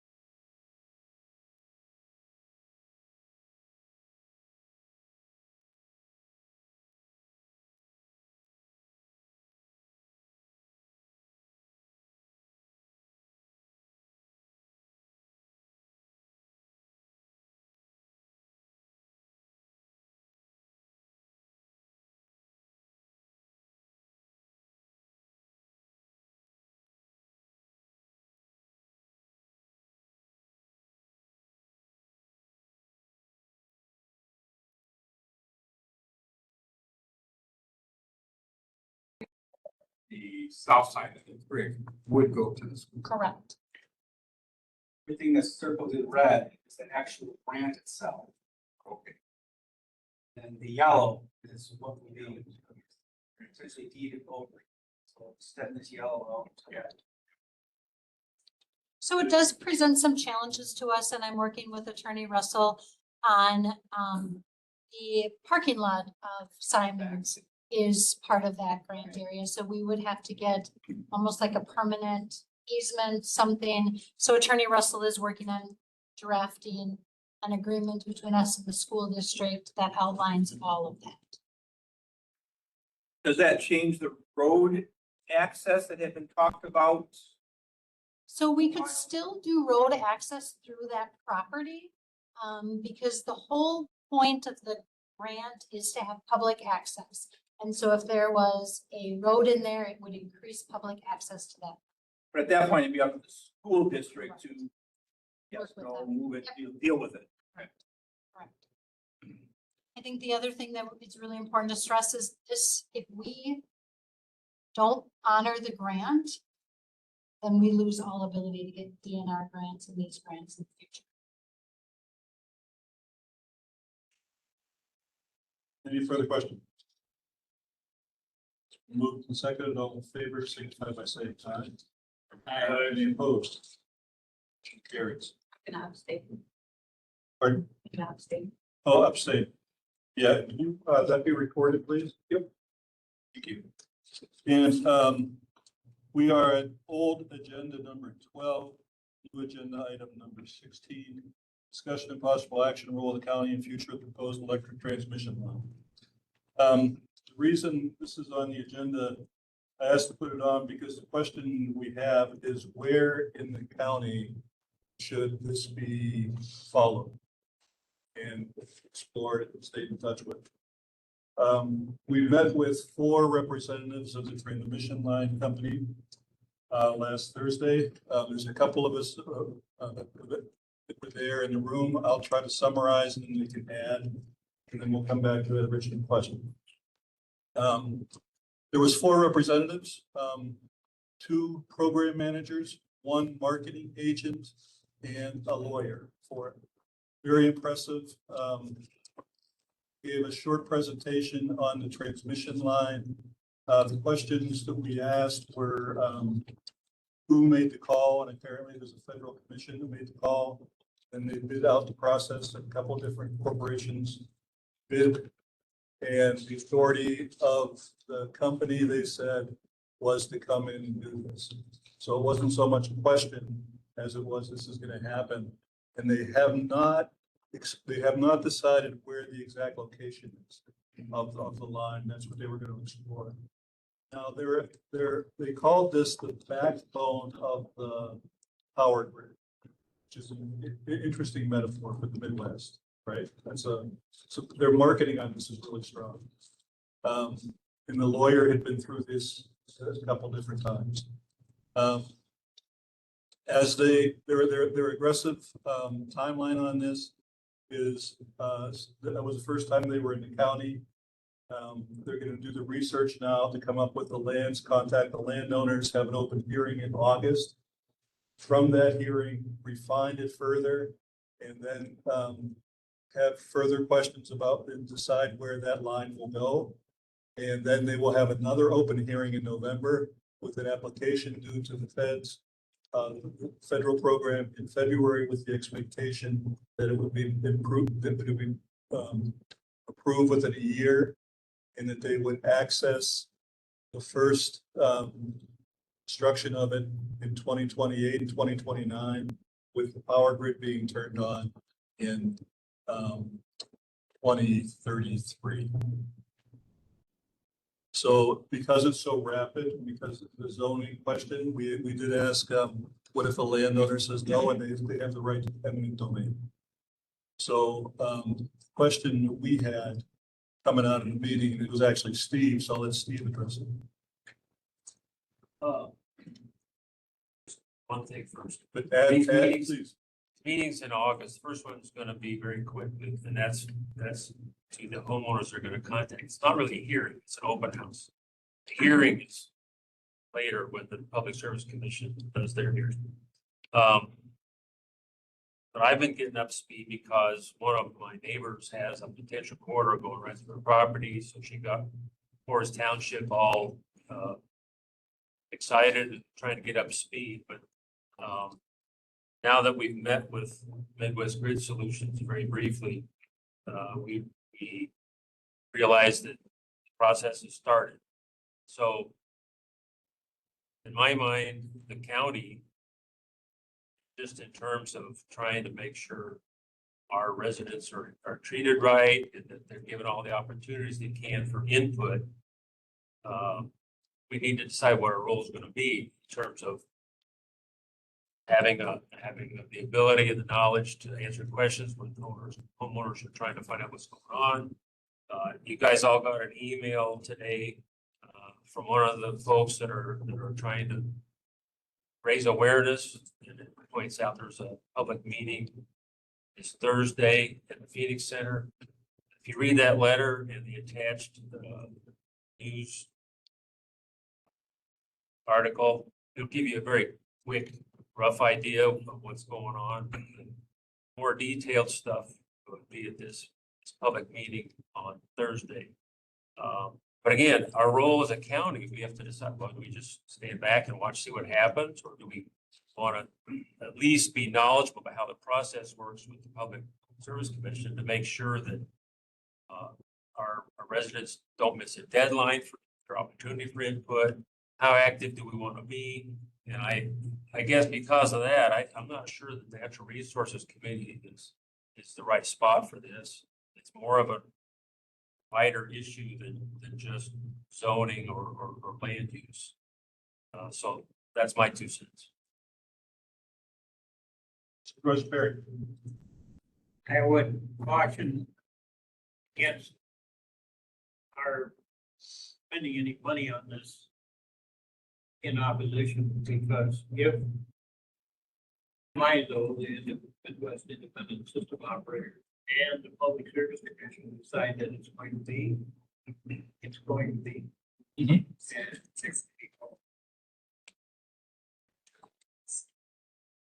Yeah, so our question was, someone's asked, was, given it's going to impact the county, given people are going to be asking us questions about it, how do we make sure that there's a clear communication flow? Who would be responsible? And that's fine. Because nobody currently has that role. So that's why we thought Natural Resources might be the place, or at least one of their board members to stay in touch with us, and perhaps staff person to keep an eye on it and then keep reporting back to us. And Stephen, there.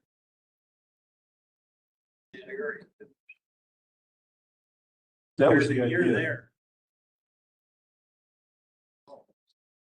Kathy? As a director of land conservation study, I will say that I don't know if I have the time and the dedication to be able to do a good job at this, because especially this time of year, we are in and out of the office all the time, and be able to answer phone calls and stuff, and maybe days that it's just one person in the office and she's handling all the zoning and land conservation discussion and taking in all the things that it's not that I don't think it's important, I don't think it's needed, I just don't know if our department is the one that should be handling all that information. That's just, it's a time thing more than anything. I don't know, I don't know if Trish has another idea, or like I said, this time of year, there are days that there's one person in the office and we're all out and running and going, and I don't think our office system tech, which is the secretary, should be the one channeling all those questions. But that's just my opinion. So. There's a question I have as far as whoever gets involved in this, for all of this, whoever gets involved with this for the county, are they going to have any impact in the direction that they go with this, or are they going to go with the direction they want, and no matter what we say, that's where they're going to put it? Or by getting involved, is it going to help somewhat for the county as far as what direction they go with. I think in Rod's comment, the only really access point we have is maybe influencing where we go. I would think. But that might have some leverage. Josh, you're shaking your head, yes. Yeah, you would be able to influence what territory it's gonna go through because they're gonna base off what the county government is going to say. But at the end of the day, they could force their way through wherever they want. Right, so we do have some wiggle room, but not much. So the question is, who does our wiggling for us? They, The thing of it is, so if I move it over here, I go through this person's yard, and if I move it over here, I go through that person's yard. So it doesn't matter, I'm sorry to say, but it helps one person, but it hurts the other, right? Nobody's gonna be free from it. I don't quite understand why they try to run stuff through southern Wisconsin, through up every hill and down and around and everything else, when there's an interstate service that runs right down the middle of the state with a whole bunch of land right in the middle of it. Just fill that full of electric poles and call it good. You don't have to do anything but put them in the ground. But that doesn't make sense to that group or whatever. I don't get where they're trying to go or what they're trying to do. I mean, I'm all for supporting it if you were gonna do something to force that to happen. But all we're gonna do, unfortunately, it sounds like all we're gonna do is move it from my house to Bob. But that's the outcome. I mean, I don't know what it does. I don't know. I never hear anything good about it, but. There are people that are very involved and very active that are also affected by it and done a nice job of preparing information and helping get the word out. I think that the county does have a role because it will have an impact for taxpayers. It could have an impact on the value of their property and whether or not people feel the same way about residing near it. In my opinion, while natural resources is one aspect of it, I think that they're closer to the land, closer to the property, closer to zoning and what some of the impacts might be. Every area is busy, doesn't have extra people. It seems as though natural resources to help educate and prepare information and have access to resources for the impacted people who may use the county. I agree, it's a short-term project. Essentially, it's over in November. Yes, ma'am. I know I'm not on the agenda. I have just a minute. Yes, please. This project, the sitting of these lines is dictated by where the existing corridors already are. That's why they have to go through where they already are. That has to be changed on a legislative advance. Our representatives need to get their act together and change something because we need time. 7 months is not enough time. Past transmission lines have had 3 years to go through, talk to the landowners, see what sensitivities there are, and make adjustments. They're giving us 7 months, and once they go to the PSC, it is a done deal. We need to do our legwork before they go to the PSC. This rushed thing that they're doing is not in our favor. They may come off as being very impressive. They don't have a reputation for being working well with the landowners. There will be a lot of impacted landowners where we will be too close to the lines to live there. Okay, so you're talking, they're gonna force us to move out of our homes, tear down our barns and whatnot. And it doesn't stop here. It goes all the way to the east side of the state. So we are not alone in this. And for us to not oppose it, in my eyes, it's just being blind because it is going to degrade our driftless area. It is going to bring down the economic value of our land. It is going to cause hazards to our health. You know, the absence of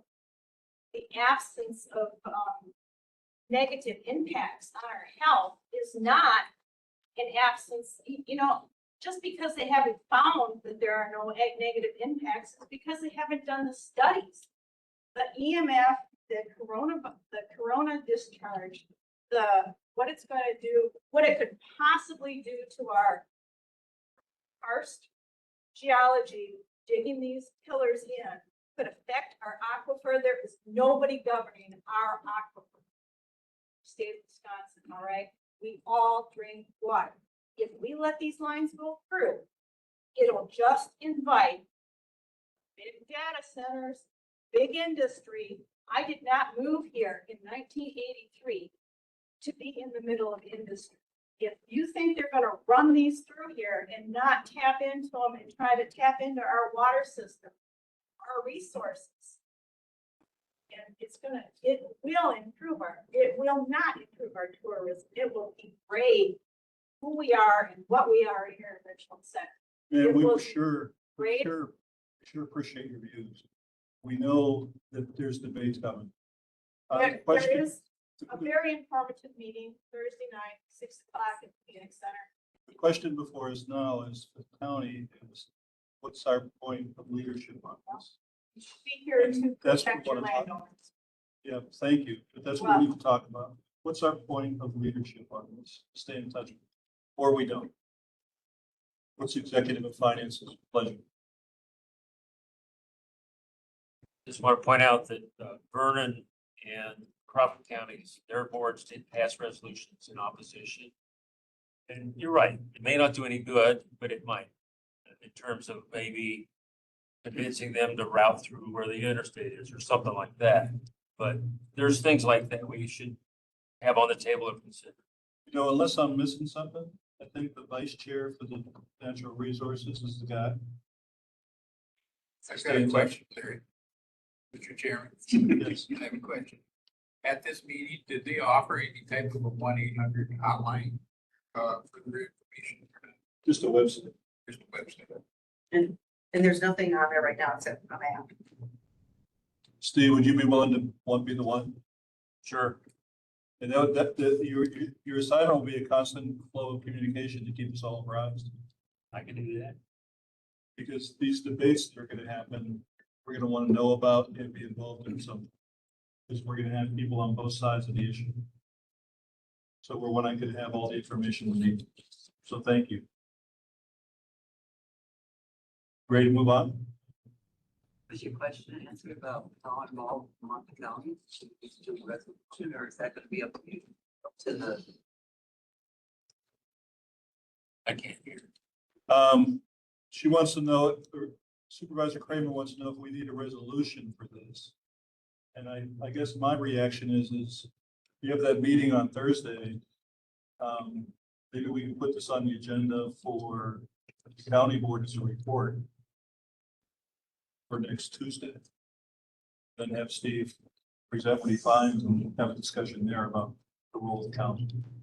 I don't think it's what we want to put. I don't think it's what we want to put our hands in, head in the sand. Is this something where we send something to our representatives at the state? This is one of them, right? This is where we create a resolution or whatever and send that to our state representative about protecting our land. I can feel the energy from my county board chair, but doesn't say anything. I'm not going to comment. All right. No pressure, I can just feel it. See it. Anything more on that one? I think we're good. We are at number 17, which is discussion and possible action, backup administrator memorandum of understanding. So I believe it was 2 months ago, the approval was made by this committee to appoint Commissioner Josh Elder as the backup county administrator. There was some hesitation by a couple members of this committee and also hesitation by a couple members of the full county board. Supervisor Thompson and I met. We reviewed what the duties would be. And in the end, what we came up with that we agreed upon, I put into a memorandum of understanding with the thoughts that it'd be very clear what the backup administrator could and could not do. Because I think that was part of the concern is it would give a department head too much power to be able to do things for their department with very little oversight. So we tried to build that all into here. And so I'm asking that you review the memorandum, and if you're comfortable with it, to make a motion to approve, that would then be signed by the county board chair, the highway commissioner Elder, and myself. Supervisor Thompson, if that motion needs to be made, I think it's yours. For a second. Any further discussion? All in favor? Aye. Thank you. Discussion of possible action evaluation process for county administrators. This was due in April, and given everything going on, Trish did not mention it, so she did mention it. Harry asked that that I oversee that. So here's some ideas, all of which are changeable. This is just I asked Trish what they did in the past. So here's what my thought would be. We have maybe a third new members. So included in this packet is the administrator's job description. So I'd like to send that out to the full board for Tuesday. Ask them to review it and ask them to send their evaluation comments to someone. Could be me as chair, or it could be, I don't think it should be anybody as staff. Or Terry, or one of us. I think then once we collate those and we ourselves do that, we meet in closed session on the 22nd. We summarize what we find and agree to what that summary would be. And then we would shred those emails or everything that came in and just use the summary to invite the administrator back into that another closed session and talk about that. And then based on that discussion, that summary coming out of that joint discussion would then go into the file and be then recorded to the county. So we'll go through the dates again on this. So this is going to county board next week. For them to have the evaluation for our end of the month meeting, have everything back for our end of the month meeting. That's what I was thinking. If we could do that by. That's fine. I just want to know dates because I can't be a county board next week. So if it would have to be done next week, I can't be. Yeah, this would be county board, and then we'd ask, it'd be Tuesday, and then we'd ask them to submit it by Friday. Or Monday morning, Monday at noon. And then our meeting, we would go. Yeah, you get copies of it, we take a look at it, so. So is there a questionnaire on this or bullet points or what is it? In the past, I think it had, you had kind of, what did we do? We had something, right? There was a sheet that we already have to fill There's a out. sheet that we already have. We need to add, or we okay Do with? we want to use that one or do we want to create a different, Well, that one, kind of a generic? it was pretty generic, but it served the purpose, right? I think it was used countywide. My thought was just to ask for strength and weakness. Okay, and that's fine. Just to keep it That's that perfectly simple. fine. This one just called out a couple different areas, if I remember. But if you want to do that one, that's fine too. I just don't have a copy. I'll just ask if we could have a copy of it.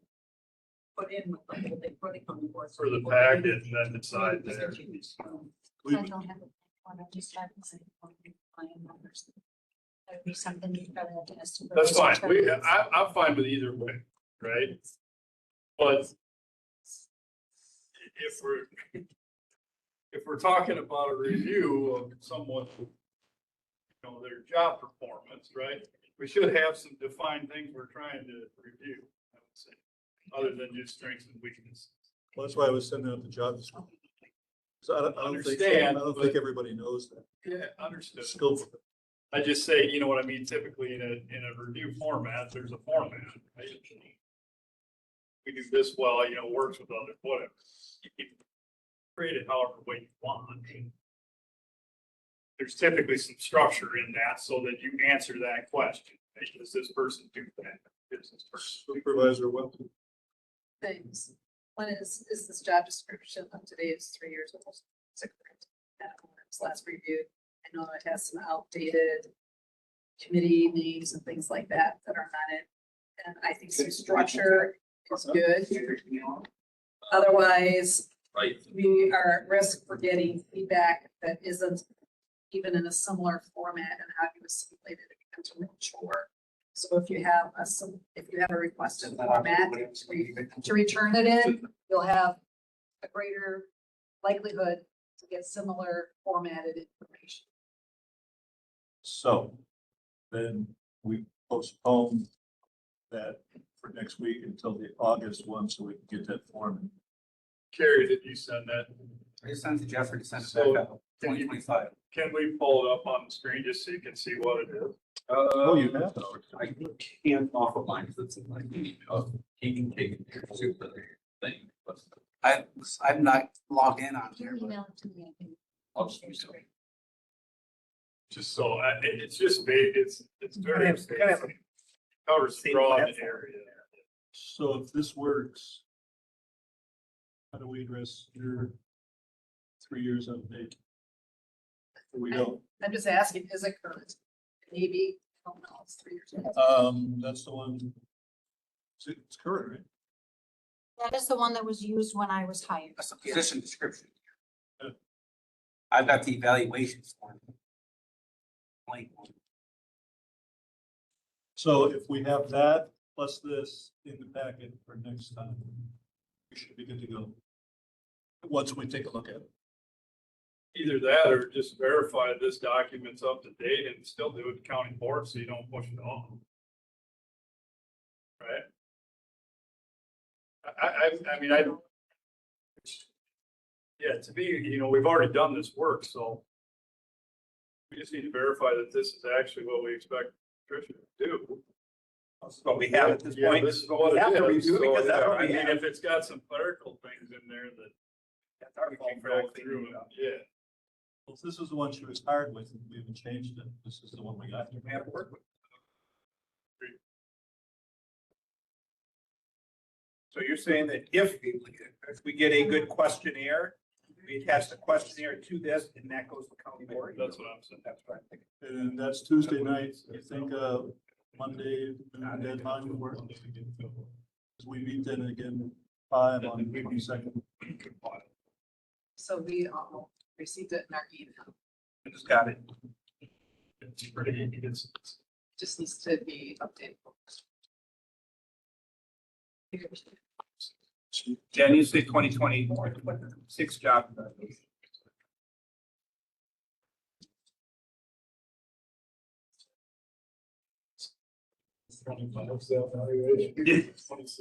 Yeah, are we doing 25s or 26s evaluation? Well, it'll be 26s, but this was the blade form last year. I get that. So we would do it normally in April, April of 26, we would do a 2026 evaluation. that would be a 25. That would be a 25 evaluation if you did it in April. We're mid-year.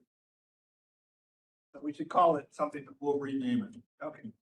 So another concern that I have is several board members like myself. For a very short Then we would say, do your best. What else do we do? Right. You gotta give But it, that's why the timing is important. yeah, And we missed it. we missed, So. yeah, we didn't know about it. Yeah, but I think in the instruction that you would provide, you indicate that some of us don't have much. Me personally, it should change to the end of the year instead of April. April's, you're getting drug into the next year. In my opinion, we should have it done by January, I would say. Should be done in January. Was it 6 months, every 6 months or something? Was that 6 months and then every year?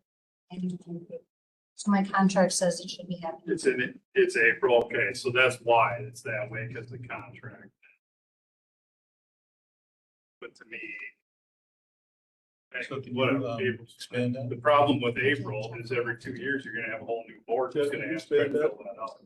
It's never worked with, she could have never worked. So we can with- read it? I can't expand it, but may never have seen the administrator. That's the problem.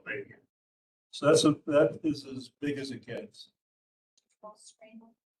That's fine. I can see it here. I remember, See it I there? remember it All right. anyway, so that's. So you want to do that? All right, that's what we'll do then. Okay, we'll add this to the job description with a caveat that says, look, this was supposed to be done in April. We are late with this. Would you please submit your materials by July 22nd, Monday at noon to here. So there's a line in here that says if you have questions about the process, contact board chair David Turner and his contact. This would have to I be wanna a strike draft. that. This is gonna have to be a draft. We're gonna have to rewrite this. Yeah. But this is the form that we had, so. Yeah. You wanna stay with this, or do you want to, other than updating names and dates and phone numbers and all that stuff, are those questions? Are what you're looking for? Or do they need to be added, or? I would move that we stay with this, but make the corrections. I would also like to see if Administrator Clements would like to have her review of herself to us, of the things that she's accomplished, but I don't think that's been stated, so I think that is only fair to have that available too at the finance and executive. We're way past our time, so we need to apologize to you for that. Well, that was missed. the other point, Self-evaluation by July 22nd. To carry. And Jeff, can you take care of that correction on the form from David to Terry Severson? Sure. Before you send it out? Sure. With the statement that says we are late in doing this and please do this by July 22nd at noon. Sure, man. Thank you. July 22nd, that's next Tuesday. That's the next. County board. It's county board meeting, so you're gonna have this completed by then? No, you want this to be given at county. Okay, that's. They have a week, was it? The other point I'm trying to, I want to make is we need, in my opinion, we need to change the review time because the board changes every 2 years in April to some degree, right? So some of the people on the board may not have never even met Trish or whoever you know what I mean? So I would ask after we get through this, that we move that to a different time. Contract. Yeah, we have to do a contract. I don't, you don't have to change the contract to change the review date.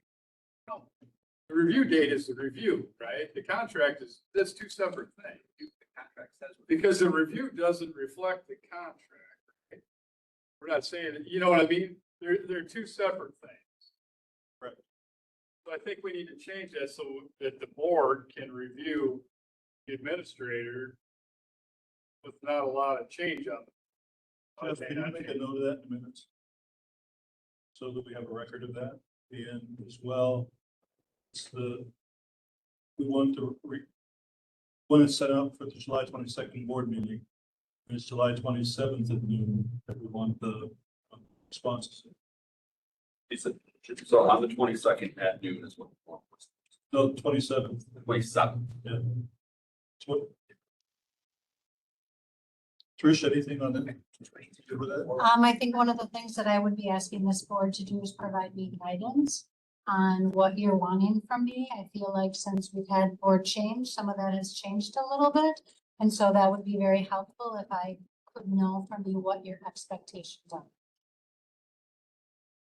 Expectations as going forward or in your? As in going forward, what is my role as the county administrator? Anything more on this? Hearing none, we'll move on to the discussion item on the old agenda number 20 and the new agenda number 20. So we're back on track. Creation of a committee to assist in the formation of an EMS. It's back sharing, so it's back to you.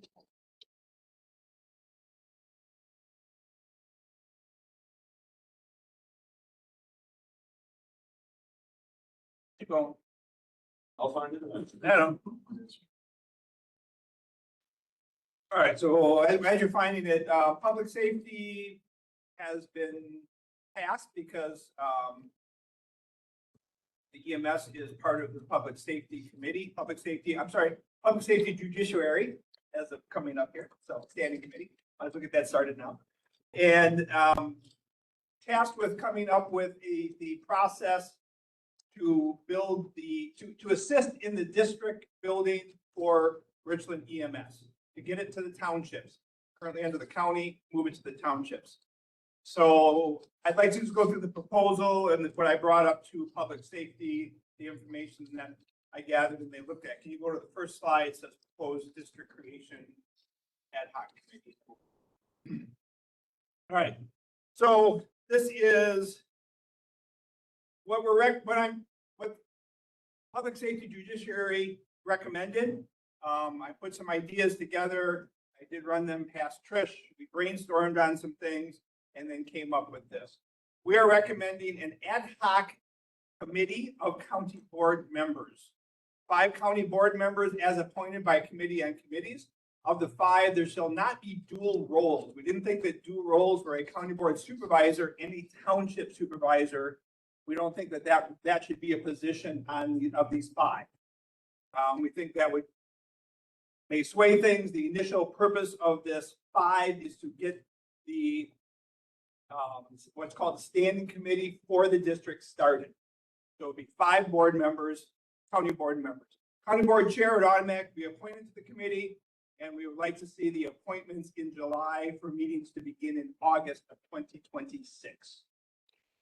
Question. Yes. On of the 5, there shall not be dual roles. Dual roles? I have 3 county members. Correct. All of them, I'm aware of, know when to step back, clarify their role. Right, and So does that mean these 3 couldn't be on there?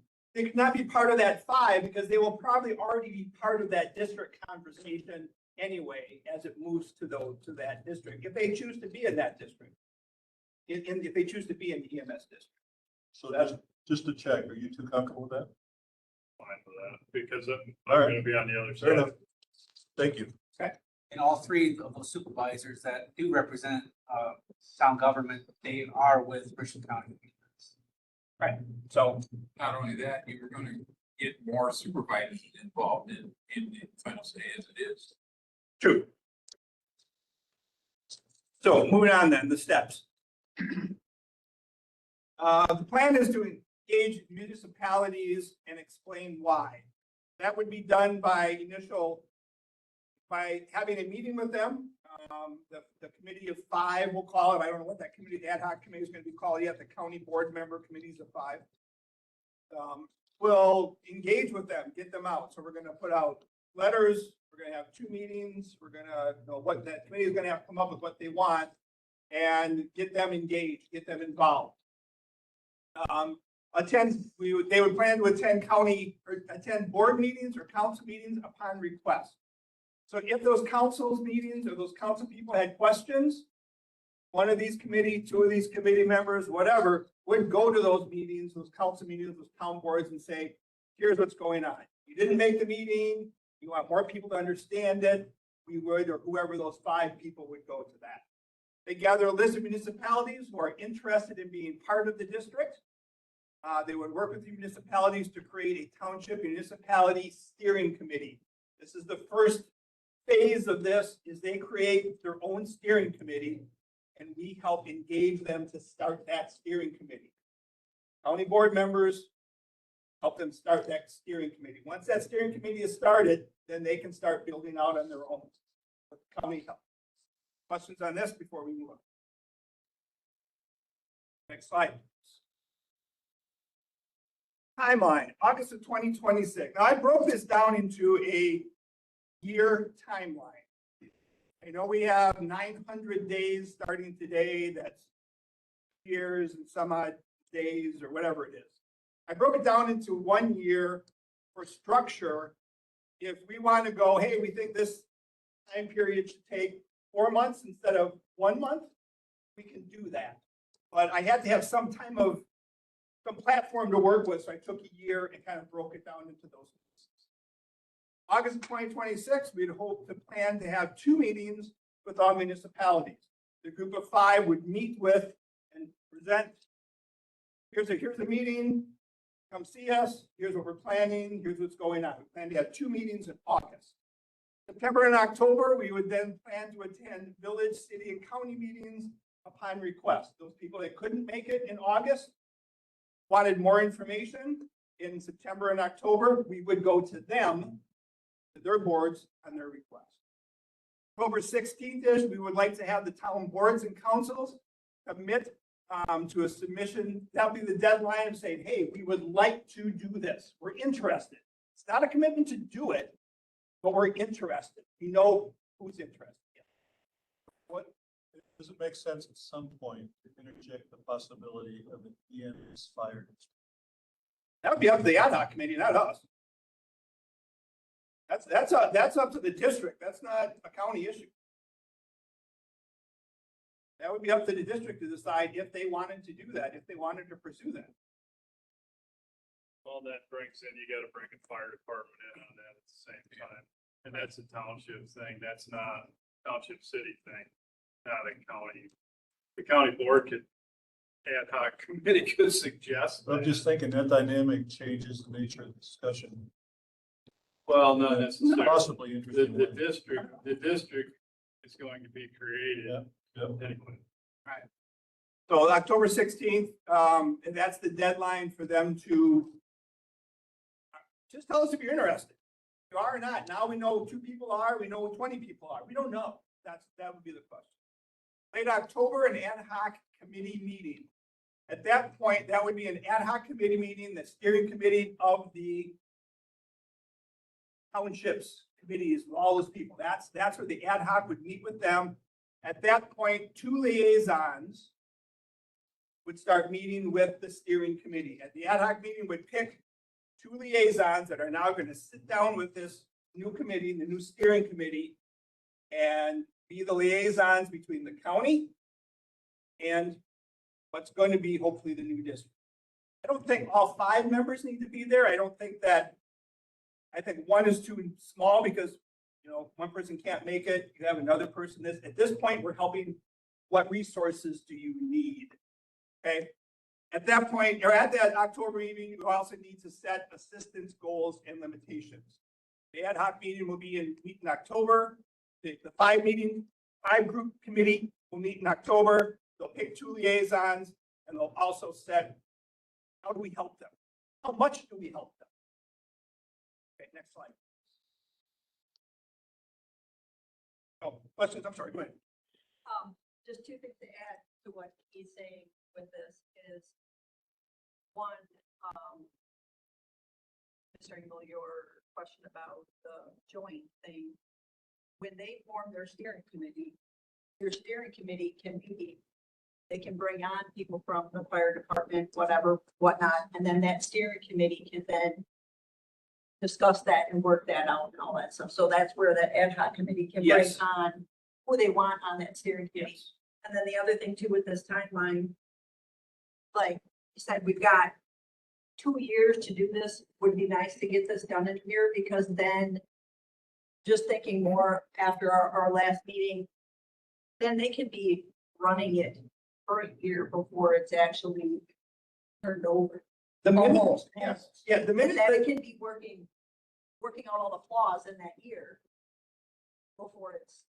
the minute that they create the district, they become available for state funds for these different grants.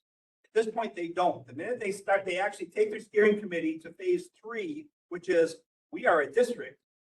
Now they get grant funds. Now there's funds available. That's a push. And able to levy a tax Yeah, on that population that it currently serves. instead of the entire county. Correct. That's an aggressive timeline.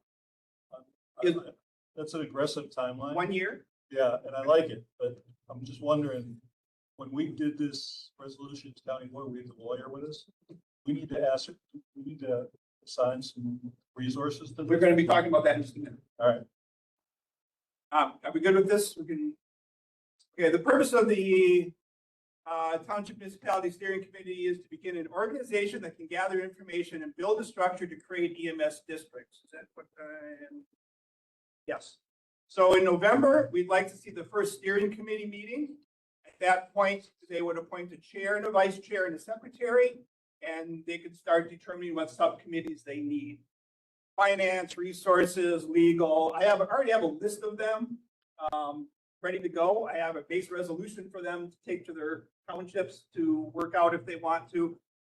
All of this is put together by Wisconsin EMS District on a 1-year timeline, but they put their projects together. Okay, December, the second steering committee meeting, and at that point they would make appointments to their subcommittees, and they would create a timeline for the next steps. Okay, questions on that? All right, county role in the steering committee. A liaison between the county and the municipalities. We're not directing them. We're guiding them. We're the ones, they need something.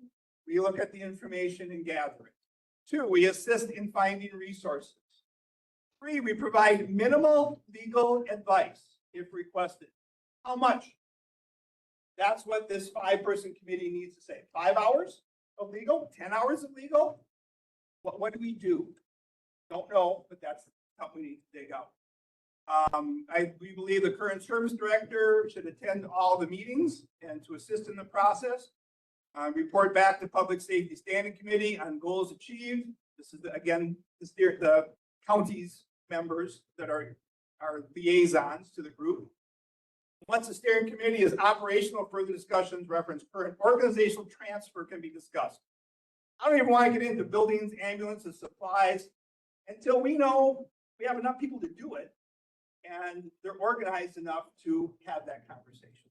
What about adding a union rep with? So that again will be up to the district. That's going to be up to the district to handle. Right, that's up to them. All right. Recommendations from public safety. So I brought my thoughts, I put these together, we chatted them out, brought it to public safety, and public safety added these topics, all of them excellent topics, and that's why we have these conversations. Following our additional recommendations for the ad hoc committee to accomplish. A, send a letter to all municipalities, not just the ones in this district, the entire county, all the municipalities, because we don't know who wants to or doesn't want to be in this. With an explanation of what is going on and inviting them to participate in future meetings. Next, prepare talking points for the board members, county board members, to use when engaging with the community. 3, host town halls to present and listen to the community. Just the townships, but do a couple of Phoenix Center things or something like that. Provide a draft resolution to municipalities outlining their intent to engage in the creation of a district. So what we're looking for, what Public Safety Judiciary has brought forward in this resolution are the first steps, phase 1 of 3, to start building out this district as you have directed us. Yes, please. I think one thing that's not on there, but that Chair Engel keeps referencing in the November 2026 meeting with the first steering committee, it really should be inviting everybody else who they want to have. So if it's a union rep, if it's the fire district. Oh, inviting them, yes. Yes, Yes. inviting, Absolutely. you know, for them to decide who's all going to be. I totally agree. Yeah, they should have everybody they want there. Fair.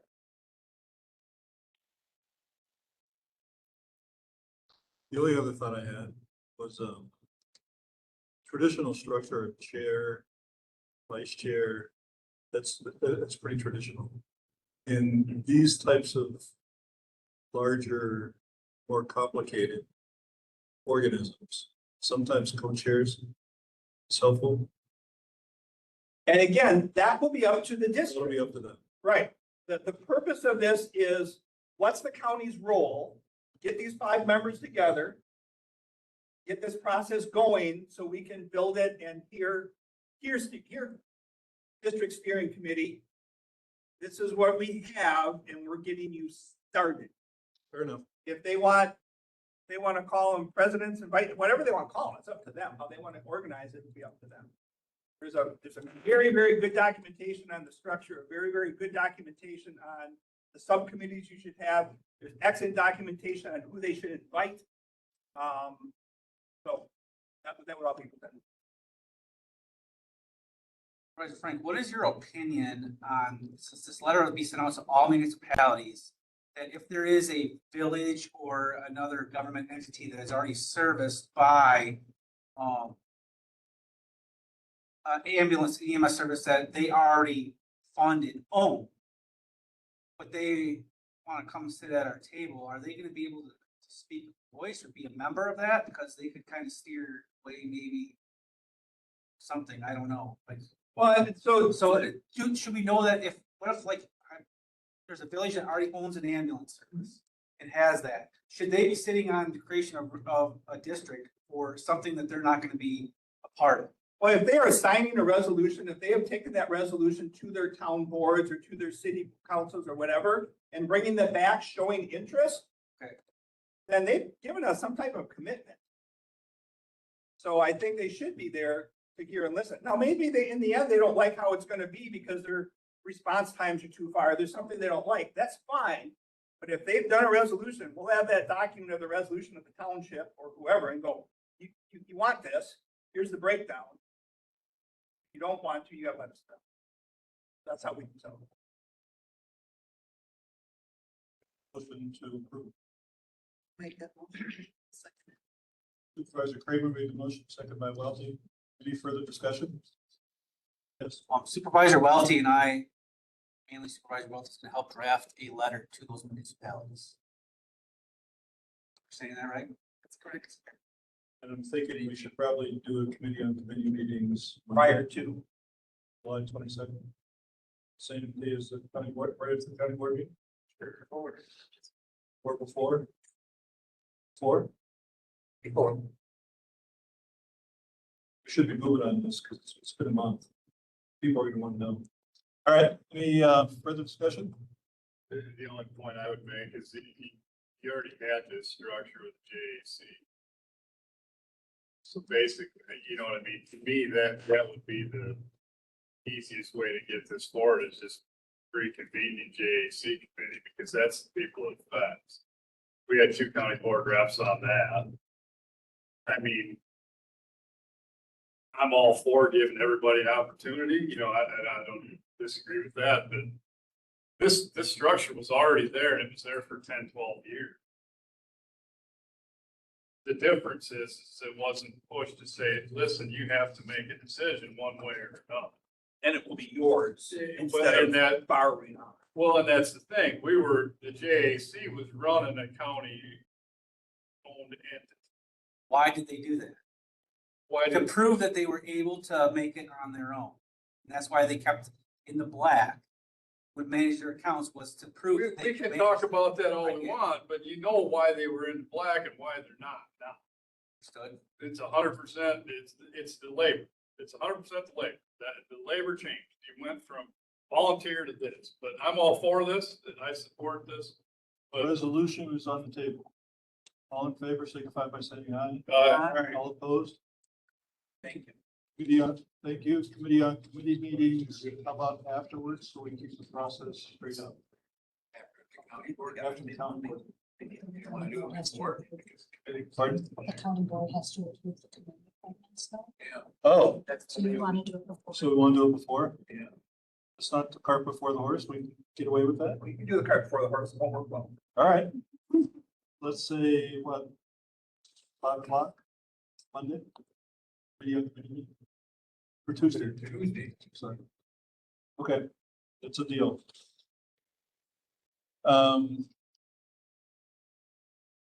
Discussion, item number 14, budgeting salaries, that's already been taken care of, that's why that's that. We don't have to talk about that. So we are at discussion, possible action, 2026 computer and hazmat equipment grid. Great job. Nothing. You've been sitting here the whole time for this? No, that's right. You want to take this one up, Chair? I can. All right. Free speak. Please. So this is a grant and I'm learning as I go with this, so if I get anything wrong, please correct me. This is a grant Richland County goes after every single year, and this is to obtain new equipment, such as computers, smart boards, radios, whatever they may need. Normally, we do it in partnership with Vernon County, and they would go in with us on this grant, get the equipment, and then we would reimburse them as a sponsor. This year, Vernon County, has no need, so we are going after ourselves, being as though we have now moved the tentative EOC over to the highway department to help us obtain new gear like a new laptop, a new smart board, possible new radios. So we're gonna go after this grant for a total of estimated $8,000, with our contribution to that grant being $2,000, which we have sitting in our fund of 490 account. Here. I'll make a motion. Motion by Cooey, second by Tiffany to approve. Any discussion? All in favor? Aye. Aye. Any opposed? Motion carries. Number 21, county provided health insurance options. So I just wanted to provide you some information. We have started to explore other options for health insurance. It does not mean with 100% certainty that we are switching, but I wanted this committee to be aware of why we are exploring other options. Number one, all WRS eligible employees are eligible to be on the state plan, and the state dictates what percentage of the premium they pay. So right now we have employees working less than 30 hours a week that we cover their health insurance at a cost of about $150,000 per year. We currently have somebody who's working about 20 hours a week, and they pay, I believe it's $65 for health insurance a month. Because of how this is set up, because of the rules of the state health insurance plan. And we can't charge them more than what is set out as I had laid out in the piece of paper in front of you. So I did give everybody a copy of this. Being on the state plan makes it very difficult for us to control our costs. The state pulls all the data together and then they set the rate. So we can't say, okay, here's our group, and here are the things that we can encourage our group to do to help, maybe not necessarily lower our rates, because I don't think that necessarily happens, but maybe to maintain our rates. We don't have access to our data, so we can't even get competitive quotes. So when we go out to market, we don't have our data because the state plan does not provide that to us. Right now, we have 21 plan options with the state plan. It's a good thing and a bad thing. Number one, it's bad because it's extremely overwhelming for employees. Employees have to, when they get the plans, have to go through, look at what the premiums are, take a look at which facilities are covered under that plan, and then have to look to see if their doctors are covered on that plan. So it isn't an easy process, and the state does not provide any assistance with that. The second challenge with this is some employees end up with paying no premium. And we have somebody who pays a premium of $904.89. This is a really inconsistent benefit. I'm assuming the person had to pick that plan because that's what worked for them for their health needs. And so that's another reason why we're looking. We have no control over the structure of the plan. As far as high deductible, low deductible plans. If we did look out, we could potentially give the employees an option of an HSA. Right now, our HRA is complicated. Our HRA is monitored by EBC. The state plan will not do a direct merge. And so the employee has to get their EOBs, turn it in, make sure it's appropriate, go through all of that process. Employees now have to manage their health insurance through the portal. The county is no longer employed to make entries for employees as they had in the past. So in the past, when there was a new employee, they'd fill out the paperwork, we'd enter it into the portal. Now it's on the employees to do all of that. Prescription costs go towards the deductible. And so if you have, diabetes, and come January, you need to fill your meds, all of that goes to the deductible. There isn't that co-pay, co-insurance first. That doesn't start till the deductible is met. So that does present some challenges for some employees. And then on the backside, the rates do continue to go up, and the deductible and out-of-pocket are also increasing. So just as an example of the the new rates for next year. Right now, we have 44 employees enrolled in the state maintenance plan for a family plan. Based on the increase, if we stay on that plan and everybody stays in that, that's gonna be an additional cost of 202,000 for the county. So we are looking at increased costs to the county, increased cost to the employees, and we are just out there working with the insurance center, looking at other plans to see if there's something. So just wanted to give you that update. We have sent an email, or excuse me, there was a survey that was sent out to employees. The insurance center is currently calculating that data because we wanted to make sure the data didn't come to me so that somebody can't figure it, like I can't figure out who turned the. So really for that sake of confidentiality, we had all the surveys go to them. And as soon as we get those results, we'll be sharing it with the employees. We have a employee insurance committee, so we'll share it with them through that, but then we'll also come and bring it to this. So that's an FYI. We don't need any action. Any questions or comments? When does a decision need to be made? We have to make a decision in September if we're going to leave the state. So they are going out for bids right now. And if we chose to leave the state plan, can we ever return to it? The last time we left the state plan, we had a penalty to come back. We've been told through the rumor mill, I should say, that if we left, we wouldn't be able to come.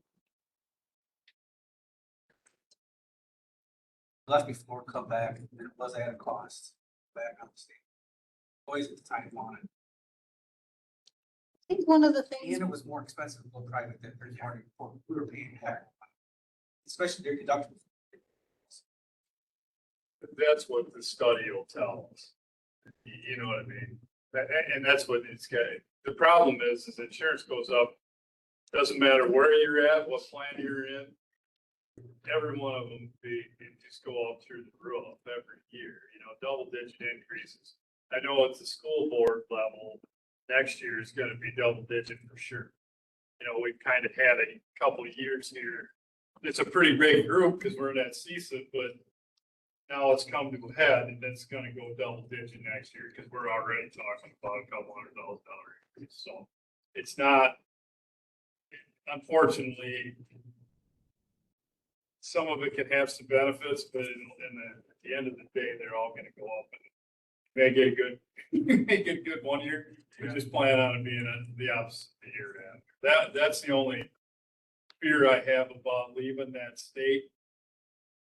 Because sometimes it can be to your benefit, you know what I mean? It just kind of depends on the year. Absolutely, and it may be, but we also have no ability to negotiate. So they told us this is what your rates are for next year, and that's what we're stuck with. You know, for us, our group maybe didn't have that much in claims, maybe it came out ahead and so that we have no idea. And I think it's being good stewards of taxpayer dollars that we go out to bid and we take a look at what else is available. So the secondary question to that is so typically there's not insurance for part-time help. So what does that equal? When you know what I mean? That's another question, right? Because typically most part-time do not have health insurance. It's not even offered. And that's one savings that we would have right off the bat, just by going away from that plan and saying insurance for those who work 30 hours and above. Saves us $150,000. Understood, but there's a cost that goes with that. I don't know how many people work less than 30 hours. But there's a cost that goes with that too. So if you lose 20 people, start adding up at 40,000 apiece, did we gain anything? Just things to think about. I'm not saying right or wrong. I'm just saying that there's a cost to replace labor, and it's pretty high. So it's things to think about. I know I'm not trying to diffuse this in any way, but just like we talked about the jail earlier, we need to think very open and broad across the whole thing, because if this fix here could cause a problem. And you didn't gain anything. That's the only thing I worry. Supervisor Welty. I appreciate you taking a look at it and seeing if there are other alternatives to consider, because it is a huge expense, not only for the county, but please too. I appreciate the effort you're making. Anything more on item one side? Well, I just got just one thing on that. too. I work for Lands End, Rod did too. And I would say that maybe a third of Lands End employees were full-time people. Benefits and health insurance. And well, that other 2/3, they had to come up with some kind of health insurance for them. Because they were just gonna leave. So you're kind of probably trapped between a rock and a hard place with this insurance. There are things you can do and there's things you can't. Finding out more bids on that is obviously the way to go. Just compare, should be comparing all the time. All of them should. Ready to move on? Item 22, review of mandatory and non-mandatory services. That's an FYI too. We can put on that. At the airport. At the airport. I missed the airport. Thank you. And the next item is closed session. Question is, do you want to take a short break before we do that? You can stay here, Mary. Yes. Full session. Okay, we'll take a short break. Thank you. Take 5-minute stretch. Thank you. Yes.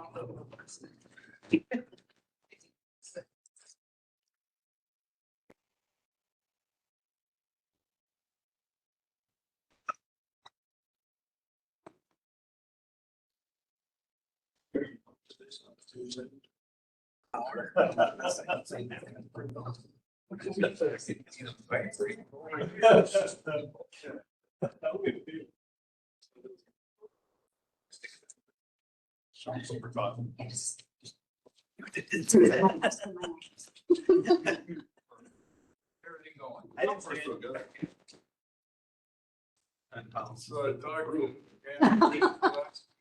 I brought my little fan over there. I know, right? She didn't understand that. She didn't understand that blue line. Good. It's always cold. It's always cold. I think that's not. Got it. Yeah, one of You my feel it, it's almost. competitively warm. blows hot air. You had to wear like a long sleeve shirt. Yeah. Before others. She actually, signed the Makes you wonder if it, a certain time of night it shuts down a little bit. No, if you feel that, it's not really cold. Yeah, Like so that's much colder than that. Cooler. Yeah. But document. So I think that's part of it. Oh, sorry. Part of it. We'll get really toasty when you shut the door. Yeah, no. So we might need like a. We have a question on her. Oh, yeah, no problem. No, it was absolutely wonderful thing. You go to Wisconsin EMS building district. And they have a 1 year, well, it wasn't that, we have to kind of shape it for what we're doing. But they have it laid out in the 1 year plan. Recommendations, what leadership, how to build it. Something that they say, decide your project. Do you want the whole PowerPoint in the full county board or just the resolution? Put it in, and I just added create. Phone call. List the There, numbers. it's both to hear myself talk. I know. No, I don't. That. I know you are. No, I think if we're gonna get it out there, I'm gonna keep hammering it. Yep. That's all I have.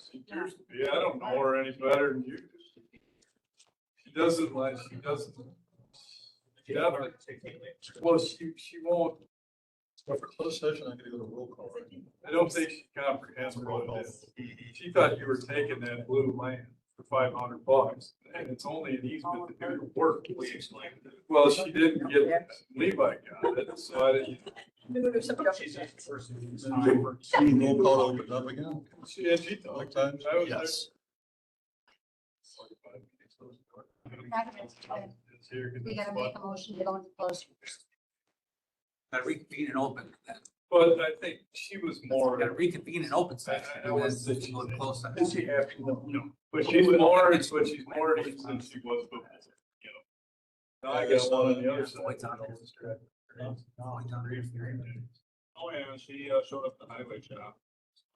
Not read up. Oh, yeah. Oh, really? Well, she's at it again. No. Haven't heard her name in ages. I figured finally. I picked a good day, 'cause I went home early, so Yeah. he showed up to try to find me. Casey wanted to go look at her land. Power lines? Came here for the storm. Fancy man, and he said there's a busy meeting training with Darren, and he didn't show up. I let her know that, but that was. Always the worst. She's not the man. Understand. They just mind them since they're there. See how that would work. Might not like the understand their entries. Yeah, well, the thing of this is, okay, it rained. And are they really going and driving to have it? So the district letter, Is it just as part of them? Not anything Or else? to mitigate, really.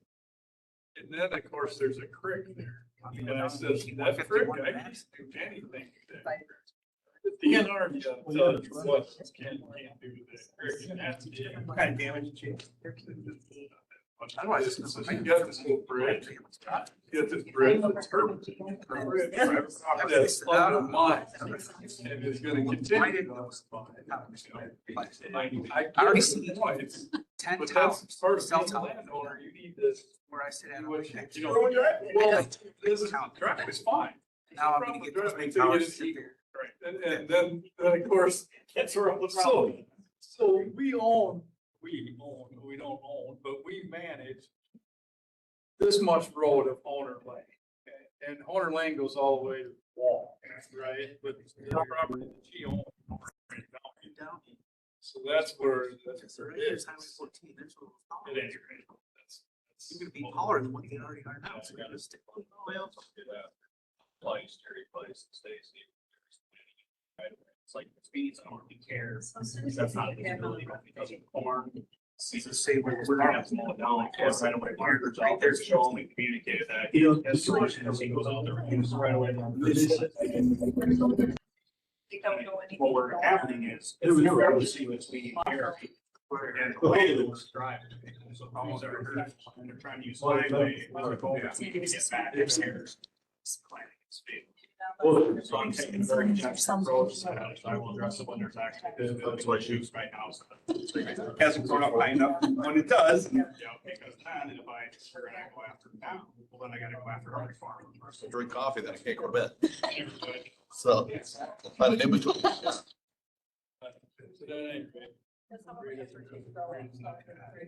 not like February, driving completely in the dark. Yeah, right. Some degree, it's a legitimate, right? It is, so what's the? My house, that's the problem. You just can't control it. That doesn't mean it's legitimate payment terms. pushed for at our school. It's, that's The kids need to. the reason for me, so across plains. Towns. Somebody. We still have to vote in when we step to the local. Short season. I don't think of the name right. Here's. Front roads, I think. So, yeah, yeah. It's good.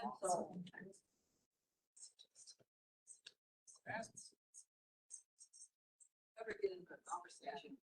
Got around. He'll be up here. Take the vote. So the Richland County Executive Finance and Standing Committee will reconvene Yep, we run. at 8:08. And it's closed session. The chair may entertain a motion to enter closed session pursuant to Wisconsin statute section 19.851G, conferring with legal counsel for government bodies which rendering oral or written advice concerning strategy to be adopted by the body with respect to litigation in which it is or is likely to become involved. In order to do this, we need a roll call. We have a motion to go to closed session. Motion by Perry, second by Welty. Roll call, please. Want the door shut? Not until after the yeah. vote, not until after the vote. Pardon? Not till after the vote. You have to have the vote to go You to have to have the closed vote first? session. After the vote. Roll call, please. Frank? Yes. Severson? Present, or yes? Louis? Yes. Goodover? Yes. Kramer? Yes. Engel? Yes. Welty? Yes. Thompson? Yes. Perry? And may the room be clear. Who do you want? You want Josh in here? Do you want Tricia in here?